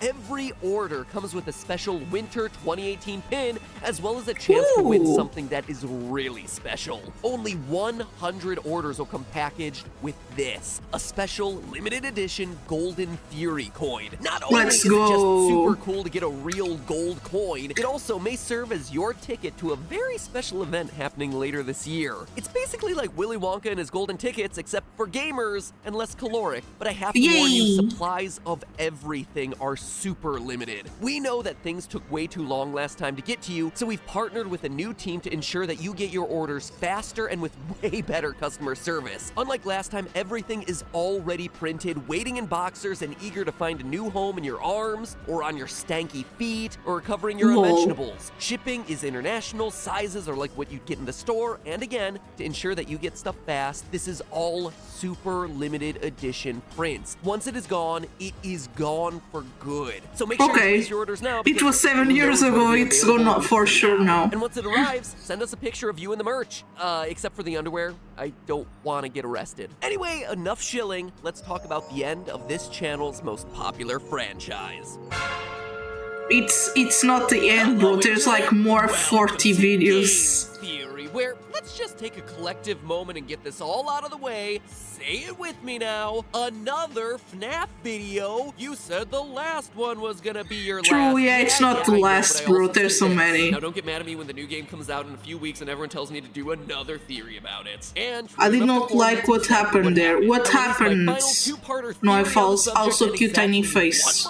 But what happened? Disguised under the fan game-esque name of Freddy Fazbear's Pizzeria Simulator gets released. Now, at this point, I wouldn't be surprised if you all thought that Scott and I were the same person. Come to think of it, you have never seen us in the same room together at the same time. I'm worried now. Over 2 months ago, and ever since, I've had countless people asking me for the theory. Shay talked about pagans. What's pagans? That's not even mentioning all the emails I've gotten in that time. What's pagans? What is? I don't know. Lucas, Sarah, Alex, Matt, number 2, and NBA rookie of last year, Karl Anthony Towns. That's no joke, actually. Do you want me to search? Wait, let me. I'm gonna search on my phone. Don't want anything bad to appear on screen. I don't know what that is. Those are all for you. Now, let me see. A very different game from any of the ones I'm listening here. Wait. Weird roller coaster tycoon-esque metagame connecting all the security camera maintenance you come to know and tolerate from this series. But because it's much more explicit than usual, this game has a lot of talking. Visual storytelling to I'm not gonna say what it is. That a lot of the major plot points of this game are fairly easy to understand. No way, no, this is really my for the entirety of this franchise. FNAF 6 is don't search it, don't search it. Oh my god. My heart, Jesus, what the hell. Game of the series. I shouldn't search that. I didn't know what it was. What I'm gonna call the Purple Guy Saga. It's like Dragon Ball Z up in here. A saga which begins with a series of murders that don't, bro. Don't, Jesus. With the Afton family meeting with a series of terrible fates and ends with the spirits of everyone involved. Don't do that. It's inappropriate stuff, just gonna tell you. In its story, many online theorists have chosen to focus on the major story beats, actively ignoring the game's more unusual bits, the wrinkles that don't quite fit in cleanly. Also, cute tiny scary face. Thank you, no false. Longest held questions of the franchise. I hope Google doesn't think oh my god, that thing, jeez. Prepare to get a little wrinkly like a toe left in the bathtub for too long, because while today is certainly a theory, or rather multiple theories all in one episode, it's also me trying to open the door to you guys, equipping you with the information necessary to discuss the final points. I sometimes think if FNAF Pizzeria will have good pizza. I'm just thinking about this because I'm hungry, of course, but would the pizza be good? In the aftermath of FNAF 3's Happiest Day minigame, the spirits I like Bonbon. Yeah, now I saw videos of Bonbon. It's not so scary. Springtrap with William Afton inside. I like Bonbon more now. Michael Afton, I'm a living corpse who used to have robot tentacles inside, and the puppet with nothing inside. Prior to the release of this game, Scott's 2 websites, scottgames.com and FNAFworld.com, were talking to each other in their source code. A conversation which showed Baby and Ennard getting into don't they make like a voted out of the tribe, which is why maybe this is a bad idea, but like a Ennard in this game how is it called, like Disney Park or something? I don't know how to say this. There's a girl version, but the entire series to 12. Let me Bon FNAF girl version. Oh, it's so cute! I like it. It's so adorable. It's the pink one. Oh, it's so cute. I like it. Ah, no, this one is cuter. I like this one. This is adorable. Oh, so adorable. Lol. Thank you for telling me. Cute tiny face, thank you. Freddy's alone, and you'll wonder why this game is confusing to talk about. Baby Of course it's confusing. Ah, Jesus, what is that? With a lobster claw and roller skates because Scott was like, "Wee, it's my final game. I can make the designs whatever the hell I want to." Springtrap now has a cleft chin. It's not the final game, bro. Look at how many videos there are. Why the heck not throw a 13th bear onto the pile? Throughout the game, you're not only tasked with handling the best characters ever, featuring such standouts as #1 Crate and Mr. Hugs, but every night you'll find one of your old friends out in that back alley, and it's your task per paragraph 4 of your employment contract to salvage that animatronic, bringing them into your establishment. If you are playing this tape, that means that not only have you been checking outside at the end of every shift, as you were instructed to do, but also that you have found something that meets the criteria of your special obligations under Paragraph 4. Fast forward a couple nights to the true ending of the game, where we learned that the whole pizzeria was just a trap made to lure the stray animatronics into the same place at the same time, so that they... Okay, the pizzeria was not a pizzeria, it was a trap. Okay, more confusing stuff, I guess. Even though that technically happened once before in FNAF 3 and Springtrap survived. But hey, who's counting? Me, but, you know, that's what I do. And who of all people set up this trap? What is the identity of this mysterious cassette man? Well, the first clue we get is actually in the blackberry is the puppet. No way! The puppet is the black bear? You know, I always thought the puppet wasn't an animatronic, it was a spirit because it was so weird. But now thank you so much. This guy a lot during that dark period where I used information from the books for my sister location. Yes, series. okay, thank you. Series, he's the animatronic genius who partnered if it wasn't people explaining this to me, I would get more confused. Jeez. The insanity ending proves that this is Henry. If during the game you buy this freak show egg creature for way too much money, it causes your computer's power button to switch from green to blue. If you then hold the power button like you're starting the computer in safe mode, it causes a hidden recording to play. Okay, what? Puppet is also a trapped child. Yes, it's the first one. I guess it's like the first one that died. As Henry talks about his regret, but Puppet is so weird, like he's so sane. How can he fix a child in there?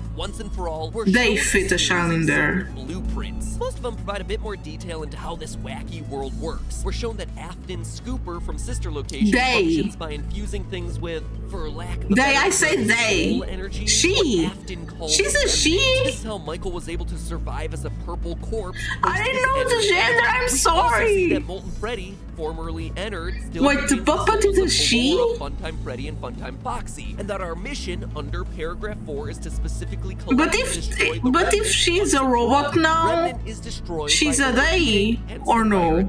We even learned the detail I don't know, bro. Sorry. No one was asking for how to simulate children. The RASC, or Remote Activated Simulated C, I'm assuming stands for child, simulates body temperature. I'm sorry, no false. I'm sorry. I'm trying my best. Around making child noises. Hence how you're able to lure all the murderous animatronics around in this game, and also probably FNAF 3. But what's most surprising is the final blueprint. I don't know actually what Puppet and what Trapped Child is a girl. Wait.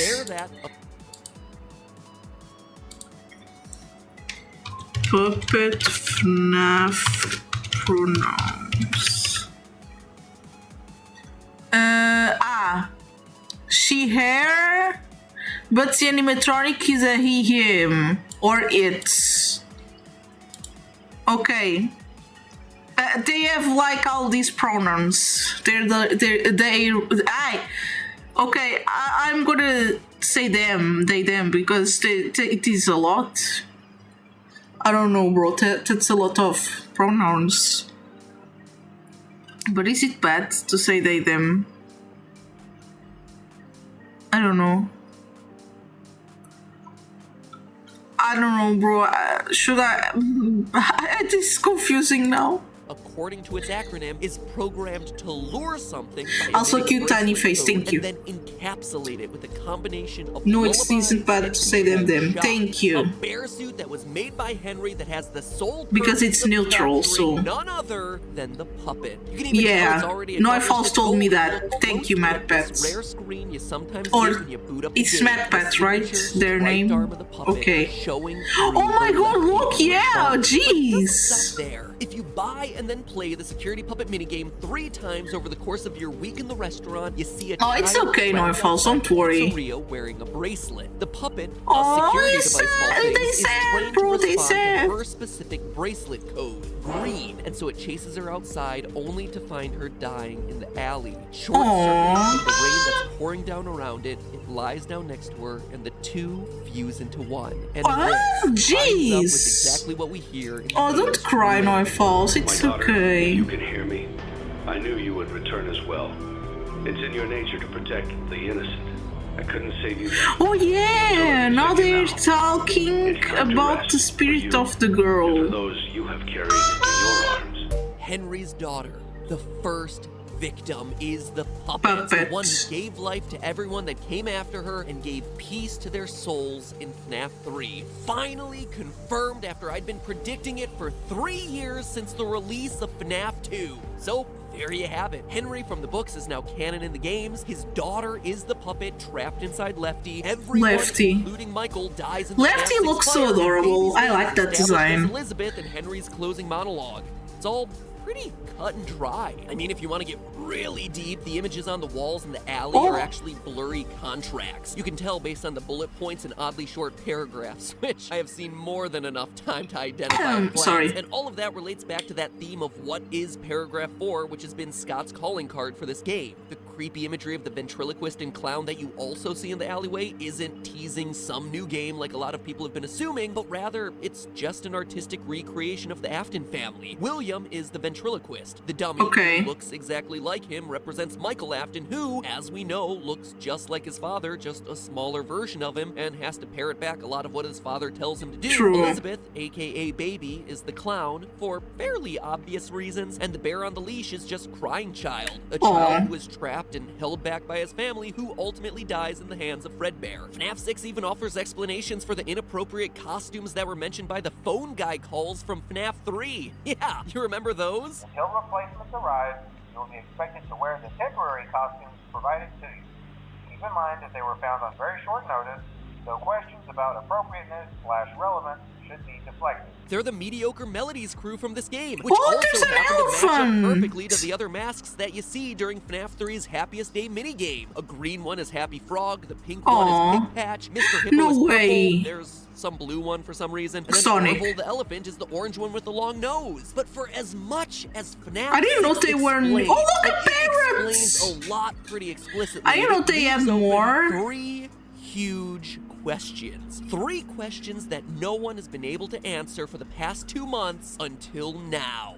Or at least I'm pretty confident that I can answer 2 of those questions. For the third one, I'm gonna need your help. Now, you don't need too much to get that true ending. You just salvage all the animatronics and survive all the nights. It's basic FNAFing 101. But Okay, there's another but how do layer I to do this that? game, I an never ending played that goes FNAF. one I step look at beyond this and just this is so base scary. storyline. The Lore Keeper ending. Lore where things Keeper. start to get complicated in a hurry. To unlock it, you have to play 3 specific minigames through to completion: Security Puppet, Fruity Maze, and Midnight Motorist. Security Puppet was easy to explain. The others, though, are where the questions start to pop up. Oh, In look, there's a Fruity Maze, the fruit game starts to game. become more and You just more have to beat the unstable as game you that all. progress through the 3 levels. But By the end game of the looks third so stage, scary, collectibles and I don't transform like into scary slaughtered stuff. dogs And if I berry get flowers. scared, Your it's gonna be on-screen hard for me avatars to trail in play. bloody footprints, and the blonde-haired, blue-eyed girl reflected in the arcade screen. Imagine is playing a and scary for good game. reason, since standing behind her You is scary- none other you than the scared purple all the guy, time. dressed in his golden best. Now, this one's confused a lot of online theorists, but in my opinion, it requires some process of elimination to solve. FNAF 6 is all about tying up loose sense, right? And at this point, the puppet set the souls That of girl FNAF's lost core her four, dog. Freddy, Foxy, Aww. Bonnie, and Chica, as well as That's Golden Freddy Free and depressing. the Happiest Day minigame. I didn't know, Baby, sorry. the Sister Location crew, Springtrap, and the puppet are all taken care of by Henry in the true ending of FNAF 6, and the 3 toy animatronics from FNAF Oh, so 2, cute. which do seem to legitimately be They tied so to a security adorable. database, are scrapped at the end of their game. So who or what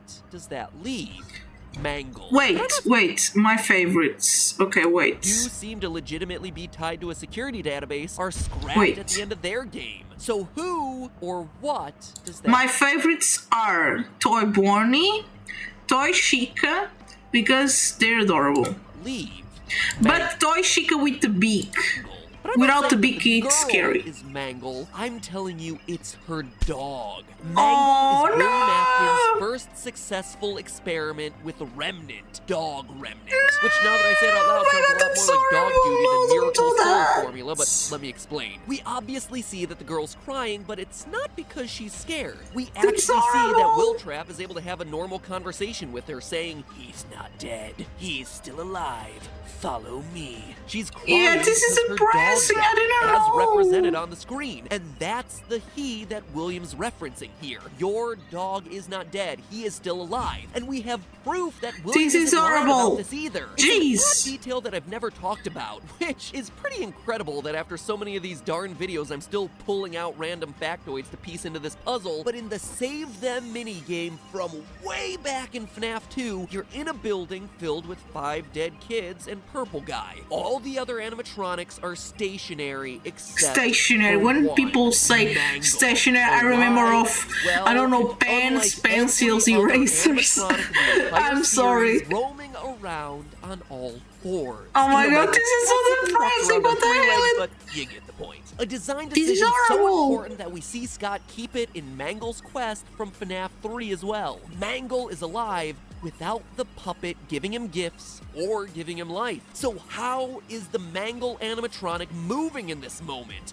William experimenting with animals and remnants. My god, As we see no, in the bro, food maze, no. William uses the fact that the dog is still alive to lure this girl to her death, allowing Nah, her to be bro. reunited with her dog forever. Mangle The doesn't have a notice voice. that the dead dog in the Fruity Maze minigame is actually missing. I didn't an know. eye, a Yeah, detail that we see it never share heard the with voice. Mangle. So Additionally, you ever notice how Mangle is the only animatronic that actually doesn't possess any human-like noises? The core 4. Oh, yeah, Nightfall just said that. At various points throughout the series, Ballora, Baby, Springtrap, and the Fun Times all talk. Even the Nightmare animatronics breathe, which is a whole nother can of worms I'm not opening up today. Oh my god, But cute tiny Mangle face, thank just you. has garbled radio noises, almost like its cognitive functioning is much less than all the other possessed creatures. Bro, in the dogs series. aren't dumber So that's than Fruity humans. Maze, What the but then hell? comes the big, Dogs are perhaps smart the most too. vague and bizarre moments from FNAF I 6 think, come in from my the opinion and in Easter my eggs in the beliefs, of final course, this is not Lord minigame, confirmed Midnight scientifically, Motors. okay? It It's just a starts simple belief enough, I a have. top-down racer game, but glitch through an opening in the bottom Thank of the you, track, and Noifalls. suddenly you're on a rainy drive through Now a it's rural easier for tree-filled me landscape, to visiting the understand. Hard-named juniors, and I eventually can making make your the way to a puzzle lonely house earlier deep in my the mind, woods. Out you pops know? the driver,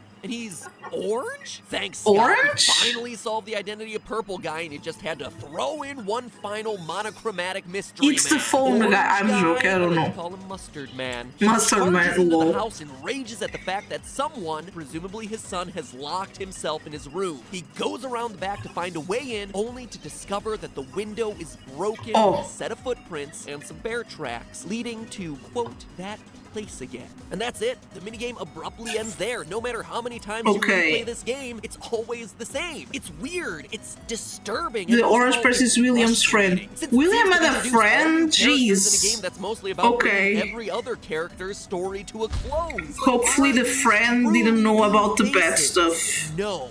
Look first at the house. A lone house in a clearing surrounded A by tiny trees. house. Believe it or not, but we've actually seen this house before on the title screen to FNAF 4. A lone Ooh. house in a clearing surrounded by trees. Well, he found out. Not only that, but both Okay, houses so have probably two he's stories. mad. Even the roofs look roughly the same. But now think back to a I quote that I hope mentioned he's last still episode not about how the- Scott writes these William's stories. friend, Quote, bro. there have been other times, however, when my original Imagine. intentions didn't come across clearly. In those instances, I make a point to clarify in the next game. FNAF 6 Sorry. is all about clarifying, explaining I love the art, explaining it's the so snooper, beautiful. the puppet, and what's our connective tissue in this minigame? Someone sitting in a living room watching TV. And what did Looks we like see a at the end giant of every yellow night fox, of lol. Sister Location?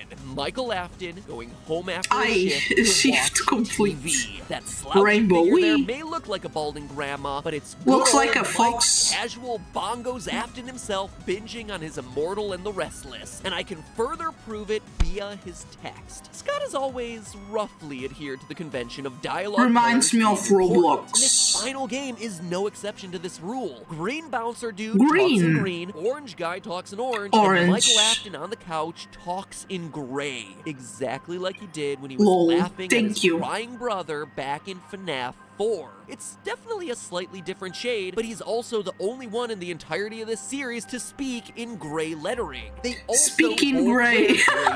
Imagine speaking in gray. Match their t-shirt to their font color. Couple all of that with him watching TV, the FNAF 4 title screen house, which always has a TV in it, and the character being protective over some him, say a younger brother, and you have yourself the perfect portrait of the Afton family, which would make Orange Guy Purple Guy, otherwise known as William Afton. He's even got a signature purple car, the same one that we saw him use in the Noifal said that Mustard Guy is William's friend. William Afton some color other than purple for like the first time ever in the final game in the series? The answer is actually kind of mundane, because by this point in the series, there are two different purple guys, William and his son. No, I can't remember everything. It's okay, Noifals. I gotta say, Scott, it's not that much better since it's okay, don't worry too much. We all learn. Represented by another color the whole time. I like yellow. Anyway, what does all of this mean? Why, out of all Why did I say I like? Yeah, I like yellow. It's obvious I like yellow. What is he trying to explain about the story through the battle between an orange William Afton and a runaway child? All of that in just a few days. This video is really long already. Plus, in a game that tries to answer everything from the entirety of the series, what was in the FNAF 4 box? Was it truly left forgotten forever? Is Scott waiting to reveal its contents in a future game? Make sure you take a bite out of that subscribe button to find out those final answers, as well as the solution to perhaps the biggest question of them all, the Lore Keeper's final screen. After unlocking all of these glitched minigames, Scott presents us with a series of gravestones filled with names. Some familiar, and some not so much. So, who are they? What do they reveal about the story? And most of them like the one who died first or of the two Afton children. Closely guarded I think all of that who died first in the meantime, though, remember, is the girl, with a loot crate sponsorship. the girl that is baby. Hoodie, shirt, jacket, socks, or underwear before they're gone by clicking the link you see on screen right now or in the top line of that description. The only thing scarier than FNAF? Missing out on these items, celebrating your fierest pride. That's the name. Remember, I don't know. This is all out of stock. The only merch left It's will be the girl Logan and Jake that Paul. I don't know. The girl that is in the baby suit. Deadly animatronics. I don't know how to explain it. Okay, thank you, Noifals. I didn't know. So yeah, I think it's Elizabeth because in the game of FNAF, I don't know, 4 I guess, the little kid sees the sister's bedroom like with no one, and then later in the game the little kid dies. So yeah. What? No way.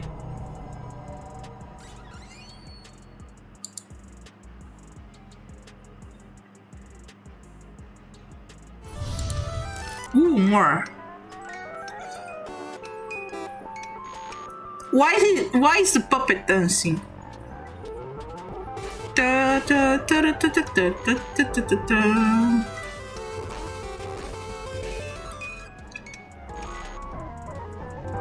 Hello, Internet! Welcome to Game Theory in 2018, a show apparently dedicated 7 years to virtual ago. boxes, loot box psychology, loot Look boxes, Overwatch, gambling, lol. the treatise on the But think science about how the fiction animatronics cardboard look. boxes. It's like box episodes are the Like new FNAF episodes the for face channel. of the No animatronics. surprise. Next episode should be on, I don't know,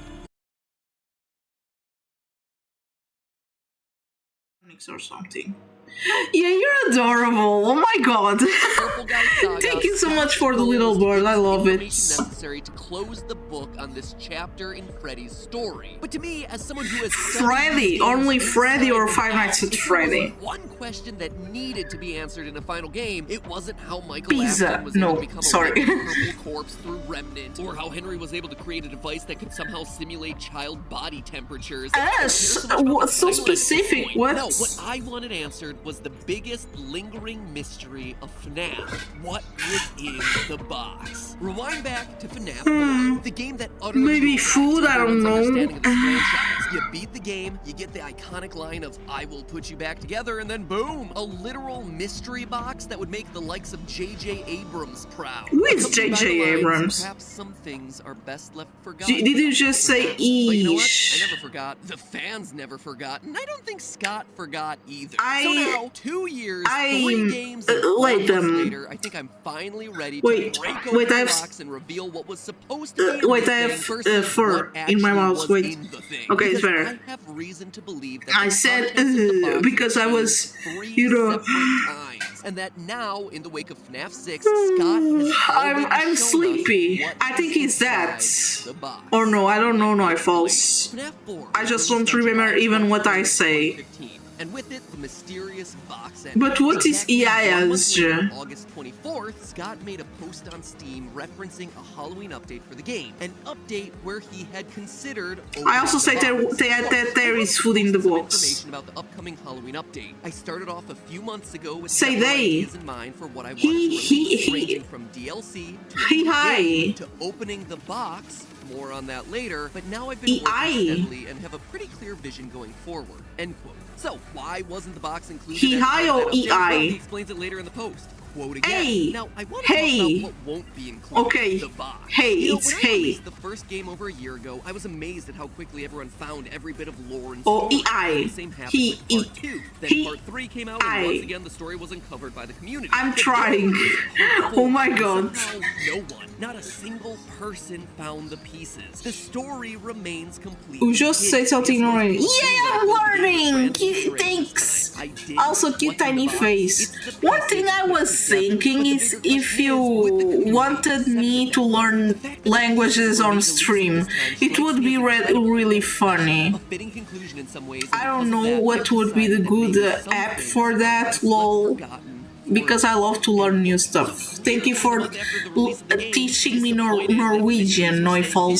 Scott had already changed his mind about what he wanted to do with this box. And I just gotta say, Scott, Box. my man, you didn't even give me a shot at this one. You change your mind about a game's fundamental mystery in a month? I mean, in that amount of time, all I could do was release a rushed-out retrofitted prediction theory because I was stuck in con season. when the game was I'm released. crazy. Yeah, I there is want some to bring slack like a that full begs the pan of question soup what here he to originally intended eat. to be in the box. My theory: I'm crazy. a badge, a hospital wristband, and a picture of what eventually became known as the Afton family. The only time we would ever see them truly happy in this franchise. Remember, FNAF 4 was meant to be the final game in the series, and based on all the clues Scott left prior to the release of Sister Location, he absolutely intended for Freddy's to be a story told in the mind of a child. Maybe not so much in dreams, like Dream Theory would indicate, but perhaps in a coma Okay. or on the kid's deathbed. Okay, I mean, the sure, coma let me be of the clear. kid is Yes, there was crazy. How absolutely much a thing real-life did he string of know? murders informing this Look, kid's the vision, kid as evidenced know by the puppet sister and murder outside the location.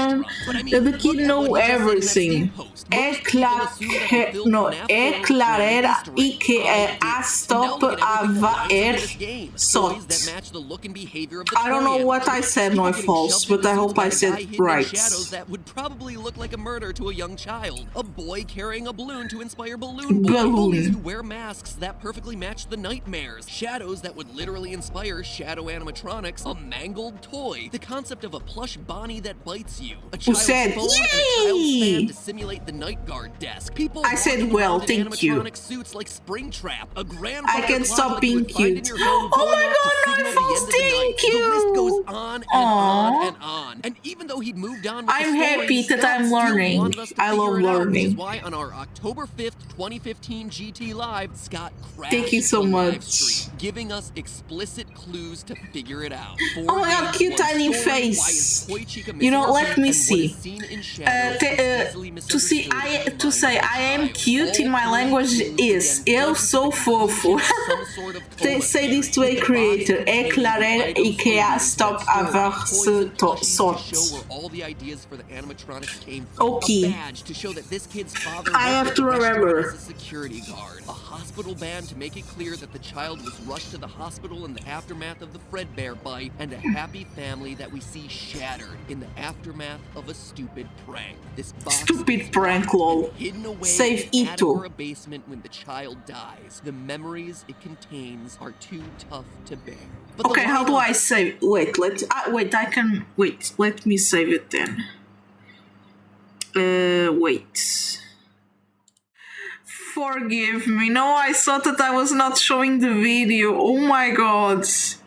Here, your secret quest is to find a series of Jeez, blocks and complete sorry. minigames that directly relate to the steps necessary to unlock FNAF 3's Happiest Day ending. You push Balloon Boy into a box, you press 4 arcade buttons, you set up 4 cupcakes, etc., etc. And if you do everything correctly, your secret ending reads as follows. Quote, "We're still your friends. Do you believe that? The pieces are in place for you. All you have to do is find them." And we know from FNAF 3 that the pieces are indeed found. On the cutscenes between nights, we find the clues that FNAF World left for us hidden in the hallway, telling us to do things like double-click Balloon Boy and collect the 4 cupcakes, which then enables us to complete the minigames and release the spirits once and for all. But the important line of this FNAF World ending is, "The pieces are in place for you." A line that very intentionally mirrors the language Scott used to describe the contents of the box in the first place. What's in the box? It's the pieces put together. Okay. If you think that this is just a linguistic coincidence, it's not. Remember, Scott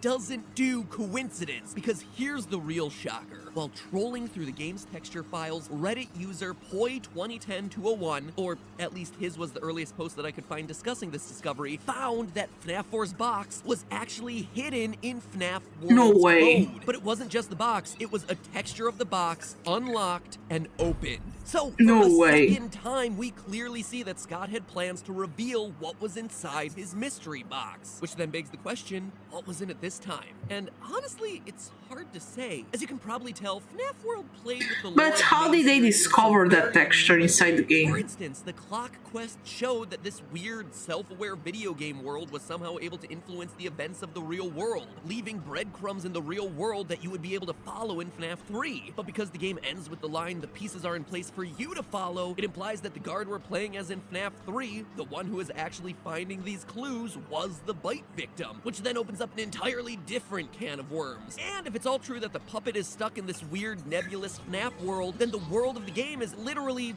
or symbolically, limbo or death. Anyway, it's Limbo. very messy. If I were to guess, Scott Wait, I planned think on I got FNAF Limbo World for to free on be Epic. That the what box. if The I think game about it? literally contained all the pieces of this franchise put together. Yeah, it's a bit symbolic and half-baked, but, you know, so was FNAF World. But it was here that the mystery would change direction yet again. This time, though, it wasn't the community that prompted the change, but rather Scott himself, who made it clear that he was dissatisfied with FNAF World as a rushed and unpolished release. Okay. Embarrassed by the game, he quarantined it off to its own little segment of the franchise. And in the process, he retconned its story to focus on the new, more human drama-esque direction that the series would take moving forward. You can see this actually through creative changes like the game's new ending, which revealed Henry and Baby for the very first time, as well as some lines that got added between updates. That one is scary, but it's still cute. And maybe it's the art style.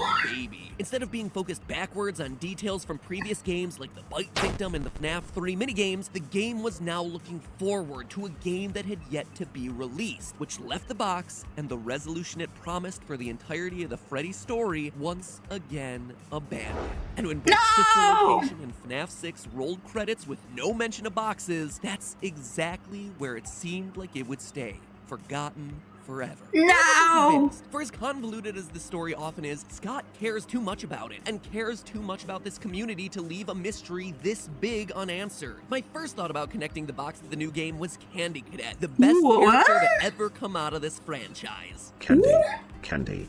can be. If you visit Okay, I Manzanita want enough that. times and give him enough tokens, he'll tell you one of 3 separate stories, all sharing the same general theme of 5 objects merging into one object and then being put into a box. In the first, Okay. 5 keys are melted together into one key by a mother trying to save imprisoned kids, with everyone dying trapped in their own room. The second has 5 kittens in danger of being eaten alive by a snake, the remains of which get sewn together and stored in a shoebox. And the No third, way. well, the third is the most uplifting story, as 5 orphans get adopted by a man who wants to protect them from a burglar, and it doesn't go so well. He left one Jesus. food. His heart I've gotten a suggestion of what you can learn. Thank you! The burglar had chosen his own and killed I all love to 5 of the learn. children. The man could only afford 1 coffin, so he stitched the 5 bodies together to Ah, make one, Jesus, and no, buried that's the so child. horrible. That night, there was a knock at the door. No way. So clearly, the That was the stories were end. making some connection to boxes. But what did all these stories mean? Characters getting stitched together immediately made me think of Ennard, but even at Ennard's peak, he only had 4 characters inside of him: Freddy, Foxy, Ballora, and Baby. So that one didn't quite work out. Famously, there were 5 children killed as a part of the missing children's incident, but their souls Milk? individually ended up in animatronics rather than being put together and crammed Now I into the remember same that I have box. There are 5 cereal other games of the tweets. series, so maybe this is all a meta commentary about the franchise itself, but then what would it mean to stitch them together? Just solve the story? Were the stories fixating on different moments of the Freddy timeline? Suffice it to say, Candy Cadet led me straight to a dead end. A dead and stitched together end, that is. I scoured the game. I knew the box was hidden here somewhere, and I suspected that Candy Cadet was involved in some way, but I was so overwhelmed with information at this point. Clues whirling past me, vague mini-games and stories that had no concrete answers. Details of games upon games, cut, unused content. The box needed to be some solution that brought together all of these separate pieces. And My then god, so many finally, stuff. the story Ed, here I'm sorry, let me pause. I will wait.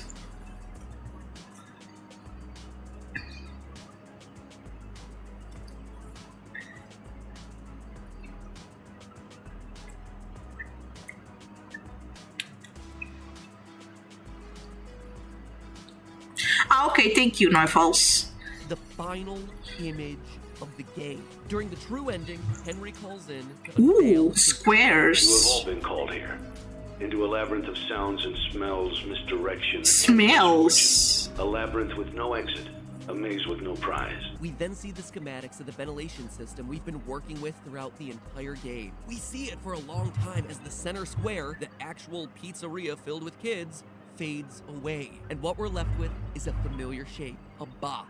A rectangle. Oh yeah, it's a box! A box with no exit. A box where, according to our responsibilities in paragraph 4, we put all the pieces together by salvaging the remaining animatronics, playtesting the minigames for all of the hidden lore, and finally bring the FNAF storyline to its end once and for all. As we bring this story to a close, what did Scott finally decide to do with the box? He made it Henry's trap in FNAF 6 to lure the final pieces together and finish him off once and for all. Like Candy Cadet told us Yay, I over and guess. over I don't again in know. these 3 stories, Is it the good or box is bad? filled with 5 dead things becoming one. 5 that's so children weird. killed, sewn together, and buried in one coffin.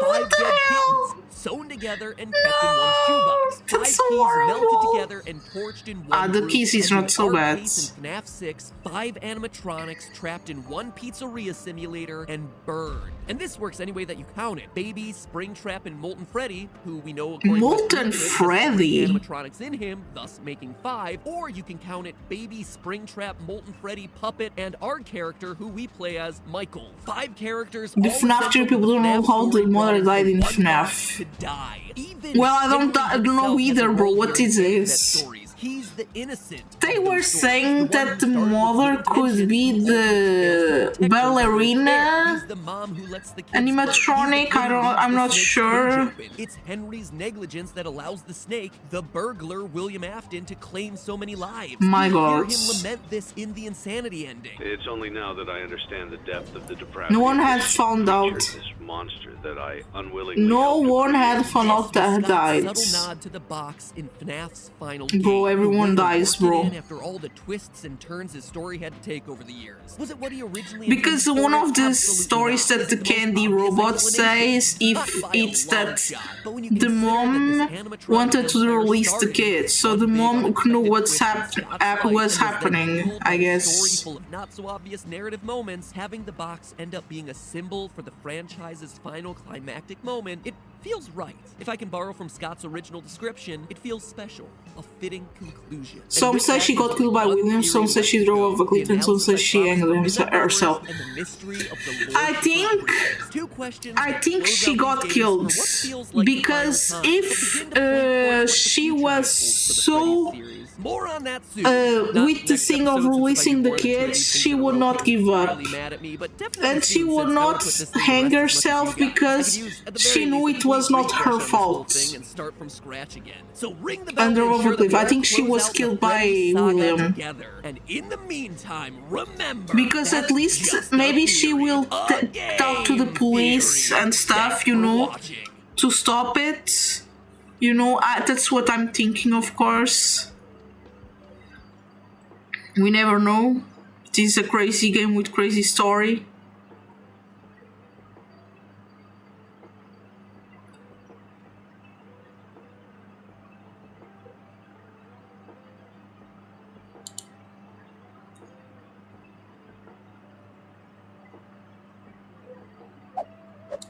That's it. White I fly. give up. Scott, you beat me. I can't solve FNAF. I can't. But I'm close. So darn close. And this time, I need you guys to come in. Okay. Scary. But you know, when it's Roblox again in 50 minutes. Don't you worry. Oh my god, what is that? Jesus. Hello, Internet. Welcome to Game Theory, where the fourth closet is a recording closet. Now, most of you are probably confused about that opening reference, which means that you haven't implanted Scott Cawthon with an RFID tracker that follows his every movement. Fortunately, I have. Which means that I can tell you two things. One, Scott spends a lot of time on the toilet. Gotta stop maxing out the spicy salsa at Chipotle, Scotty C. Also, you gotta watch our digestive biomes. I know, what does that sound, series may G? have quote-unquote ended with FNAF 6, but our time with the 13 variations of the same darn animatronic bear are all true, what? because Scott has been quietly working away on his pièce de résistance. My cat is with me. Yay, I love cats. Hope your cat is happy. Attacking you all at the same time. 51 characters, all able to be cranked up to level 51? 20. Jesus, that's a lot. Multipliers. Might be time to be giving up your FNAF crown. That means there can only be one. Doggo, save us. You're our only hope. Anyway, if you're wondering why this episode took so long to come out, that's one of the big reasons why. I was afraid that, like the last custom night, I'd be working on the theory and the DLC would come out with hidden scenes explaining the lore, and then suddenly I'd have to contend with even more purple people puking up robotic spaghetti in the middle of the streets. But based on Scott's playtesting, Bro, right but now if he's averaging a survival time of that 15 purple guy seconds, it throw up the robot, opening here. was the robot still alive?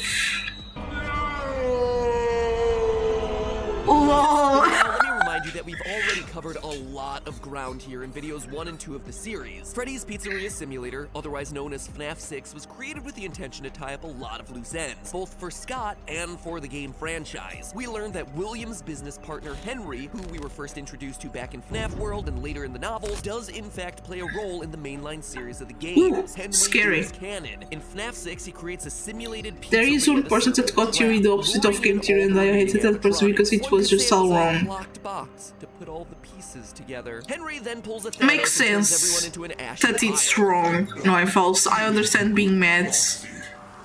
But now we're watching game theory in false, so probably it's right, I don't know. Do you think that their theories are right? Elizabeth, Ennard, aka the combination of Molten Freddy slash Ballora slash Funtime Foxy, your player Is Ennard still alive? Oh my god, cute tiny face! Yay! And the newcomer Lefty. Like Wally, but with less Lefty is really cute. I like. The model is amazing. I like the character design. built specifically by Henry. Okay, no, that's scary, bro. The puppet, which is possessed by the spirit of his deceased daughter, who remains nameless. The insanity ending also gave us clues as to how the Funtime animatronics function. Unlike the OGs, the Funtimes are heated up and infused with remnant. It's basically soy juice that's extracted from kidnapped children. Jesus! That was all just surface stuff. Through our analysis of the Fruity Maze minigame and clues from FNAF 2, we were able to piece together that this dead dog is probably Mangle, and that this girl becomes one of Afton's early victims. It's clearly not his daughter, notice the eye color, and it's not Henry's daughter, notice the hair color, so it must be one of William Afton's victims. And that's pretty much everything we covered in the last 2 videos. But now it's time to get They to say the new that stuff. Michael Afton was alive. Not only do No, we he know died this is in one the of William fire. Afton's earliest victims, Oh, we also know that her name is no. Susie, and that she goes on to Michael possess was trying Chica. to That's right. release We can identify the this kids, on right? this image. If you manage to find I'm not sure. you unlock the lore I think keeper that's certificate kind of and a sad final then. screen at the end of the game. A I think hillside Michael filled was with gravestones. Graves good. with a very diverse Or no, I don't know names. much. 5 in the foreground with 1 name obscured and 1 in the back with, again, the name hidden from view. Trust me, I tried my best to pull a CSI on that one. Oh. Enhance. Enhance again. Enhance a 3rd time. No way. Scott! Anyway, this Oh, imagery should okay. seem pretty familiar, right? 4 graves with 4 names. 3 boys and a girl, which perfectly matches up to our core 4 animatronics. 3 boy robots and a girl robot. To further solidify the point, look at how the graves Why are they arranged. censor? It's a pattern that's identical to the arrangement of the masks in the good ending of FNAF 3. Oh my god, The yeah! girl character being 3rd in line and slightly behind the other 2. Coincidence? I think you know the answer to that by now. Then you have this mysterious 5th grave hidden off to the side. That one definitely contains the Look, soul of whoever winds a up possessing ladybug. Freddy, but more on that one later. And lastly, there's this one overlooking them all. Up on the top of the hill, that's the puppet. Henry's daughter, the one who watches over the rest. 6 main characters, 6 graves, and the same 6 characters that we see fade away. I don't know, during the it's happiest okay, day no, of if the I'll game don't worry too and much. 3's good ending. In short, what the gravestone scene is revealing to us is who these victims are. With Susie I as like the Chica, that also butterfly. means Freddy is really named Gabriel, Foxy is Fritz, and Bonnie is Jeremy. It's also relatively easy Lol, to oh figure my out the god, name on no the way. puppet's grave, Charlie or Charlotte, one of the two. We How do you this know? not through the games, You don't but have to rather worry either. through Thank you, books. Noy Some books Falls. aren't canon, I hear you saying, and you're absolutely right, they're not. But they're starting to cross over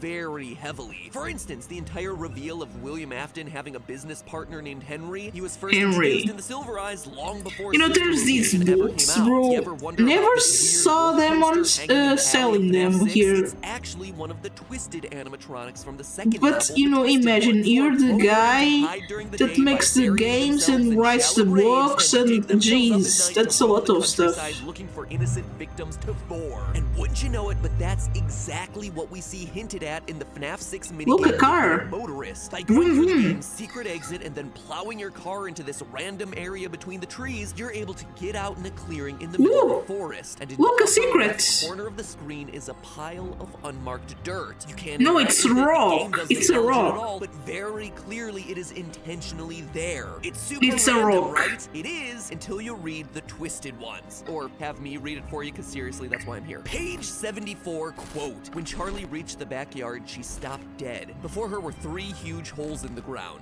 They looked like graves. Something climbed out of these." Huh? End quote. So clearly, even though No, the it's books a aren't graveyard. canon, there is Oh my god, significant I'm sorry, I didn't crossover know with the that, Noy characters Falls, and thank events from you. the series. In the Okay, so books, then Henry it's had a a daughter named graves. Charlotte. In the games, Henry has a daughter who goes on to become the puppet. It only makes sense for them to share the name, hence gravestone number 5. But it's gravestone number 6 where, I gotta be honest, after months of brainstorming, working and reworking sequences of events and analyzing imagery, I have to regrettably admit defeat. You heard that right. For the first time ever on the show, I have to throw in the towel. Now, don't get me wrong, I have a lot of leads here. Loose threads that I know go somewhere, and I feel like I'm just a step or two away Golden from Freddy, I don't but I know. just can't quite do it, and I hate to admit it, and honestly, that is the other reason why this video has taken so long for me to write and put together. I didn't want to admit defeat. I didn't want to come to you without a complete idea of what was going on, but honestly, at this point, I'm almost out of ideas, and I need Bro, your it's help. okay. Sometimes we have to wait a little more. Scott Coughlin in the comments to help put it Matt, all Pat, together, don't worry which too honestly much. could be a very cool group project. Golden Freddy, yes? Oh my god, no, false, you know? Grave 6 obviously belongs to Golden Freddy, and once we know that name, we'll finally be able to uncover the source behind the mysterious repeated messages of "It's me" that have been popping up since FNAF 1. stars. It is a huge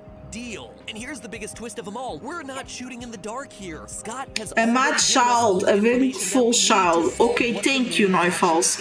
Makes sense because Golden Freddy's kinda really scary. Released the Five Nights at Freddy's survival logbook. What? No way. It's filled with things like simple quizzes about the games, drawing projects, and writing prompts. The theme is that you're a new night guard at the Freddy's restaurant. It's Two child in one. until you realize it's a Oh my god. their stuff would go to when they die a Jeez. gruesome, horrific death trapped inside a furry suit. It's some dark stuff. But perhaps Thank you, the darkest Neufals. part of the book is the dabbing chica. No way, let's go. Start to Sorry. feel more than they seem from page 1, when it's revealed that this book once belonged to a guy named Mike. And one look at the book's word search immediately clues you in that there's way more here than meets the eye. Putting the likes of Gravity Falls Journal number Lol, 3 thank on you, it. Neufals. Basically, the Five Nights at Freddy's survival logbook is a book-length metagame dedicated to revealing Golden Freddy's real name, all disguised as a children's activity workbook. It is unquestionably my favorite thing that this franchise has yet produced. That is no exaggeration. Yeah, This they're game is kind of so fun, cool, like but the problem is, I can't the solve art it. is Here's how it all beautiful breaks in a down. way. Several pages throughout the book contain faded text that says my name. Each of those pages with that text also has a numeric clue hidden on it. Sometimes it's written in plain sight, sometimes with numbers out of place, sometimes Okay. the number itself is wrong. Page This 29 CC and is the Golden numbered Shell 42. talkie. Page 32 is numbered Oui, CC. 39. Page 43 is numbered 15. On And the page Golden 47, the Childs, numbers 7 okay. and 2 appear out of order in this survey question. On page 85, we're presented with a list, and numbers 10 and 11 appear in red. Bro, imagine if I didn't know this, I would buy this book and think it was a normal book to do stuff, and then I would be like, why is this so random? CC is the crying child. Okay, thank you, Throughout Neufals. the book, there are some coupons for Freddy Fazbear's Pizza. Oh my On god, one of those coupons, can I use that them? Mike wrote himself the message for real value. See page 61. You CC flip just over a to short name for 61, crying and child. someone Thank you so finished much, the concept Neufals. exercise, where in one of the panels, Oh my god, Freddy stand in they front of a chalkboard have with 5 plus 4 I written what in is one this part and a 3 written in the bottom BD? right I don't know how do we say it in in English. add the two numbers together on Comic, it's a web comic. No, I don't know, bro. the real value for that page. 5 plus 2 is 7, 3 plus 9 is 12, 1 plus 5 is 6, 7 plus 2 is 9, 10 plus 11 is 21, and 8 mathematics. plus 11 is 19. 7, 12, 6, 9, 21, 19, which seems like it's giving us a code to a 6-letter name. But now, what do you do with those numbers? Well, one page in the book contains a giant grid that encourages readers to draw in 8 bits. But if you look closely at the grid's axes are actually numbered, and there are tiny letters in the grid's first few boxes. Bro, It seemed to me like this my grid was setting god, up the an stuff in alphanumeric these code where books the are numbers each crazy. get represented by a different letter. Putting 7, 12, 6, 9, 21, and 19 into that, you get Gilpheus. It's clearly not Golden Freddy's real name. But Lol, then what let's about go. that 3 that's in the bottom right corner of the chalkboard? I tried shifting all the letters and numbers 3 up and 3 down, decoding, recoding. Still nothing that would make any sort of sense. But I wasn't admitting defeat yet. The fact that all this is happening on a grid seemed to point to the numbers being decoded using a Visionaire cipher. If you've never encountered these before, well, welcome to the exciting world of cryptography, the art of solving codes. Visionaire ciphers are one of the most famous codes out there. Basically, you need a giant alphabet grid and a keyword. So, say I want to encode the word crying child. That's called my plain text, and I want my keyword to be Mike. What I would do is, in my alphabet grid, go over to my first letter, the C in crying, and then go down to the row M, the first letter in my keyword Mike. That gives me the letter O. Okay, okay, this is smart. intersects with row I for the second letter in Mike to get a Z. That's my second encoded letter. And then keep going with column Y crossing with row K and on, repeating the keyword over and over until I'm at the end of the phrase. If you've done it correctly, you get the ciphertext or encoded word Ozim Zamlun. What? Oh my god, Kitty, thank you!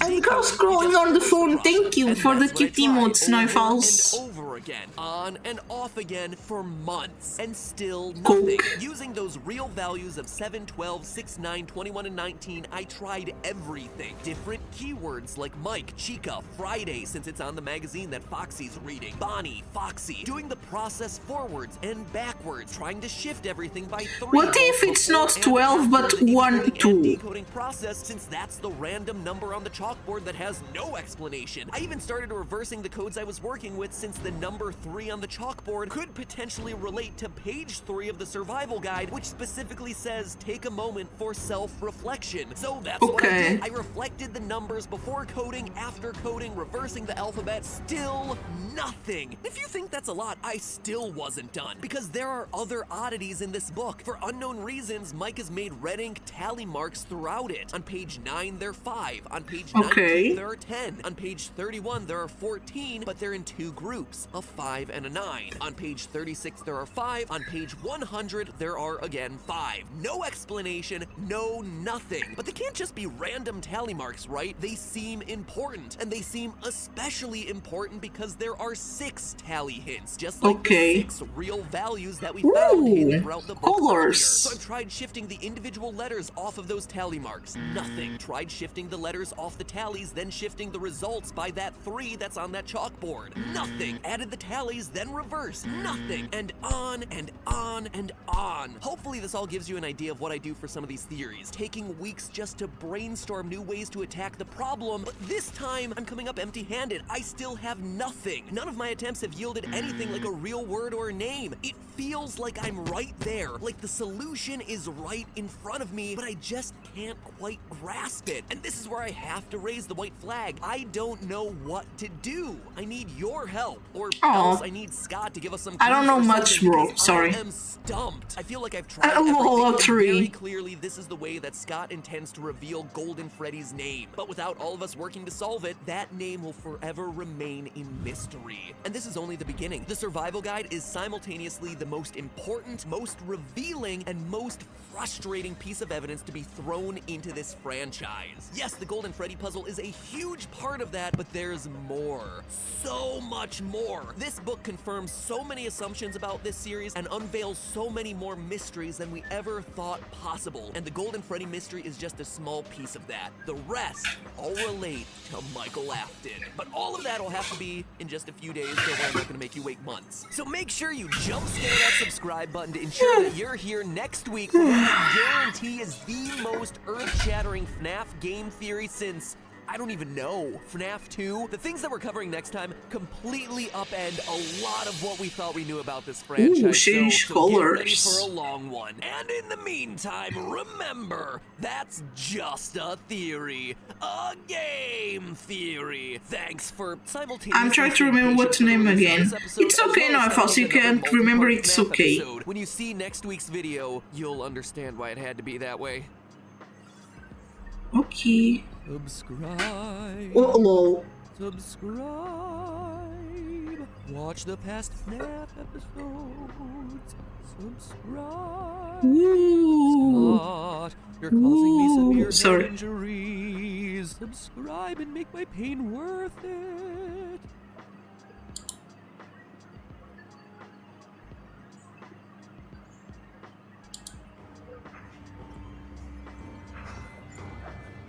Ooh, 3D stuff. Doom, doom, doom, doom, doom, doom, doom. Aww. Stop video. Okay. Say.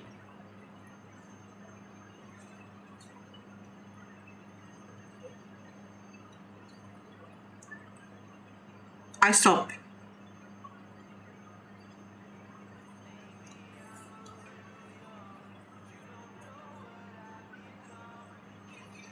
tiny face, thank you. Ugo said only 15 minutes we need now. No! 50! But now it's 30. I'm sorry, bro, my English is really bad. But do you want to play right now? Yes, but do you want to play right now? If you want, I'm planning to do this until 4 hours of stream and then it's Roblox. Sure, I can keep watching, or sure you want to play now?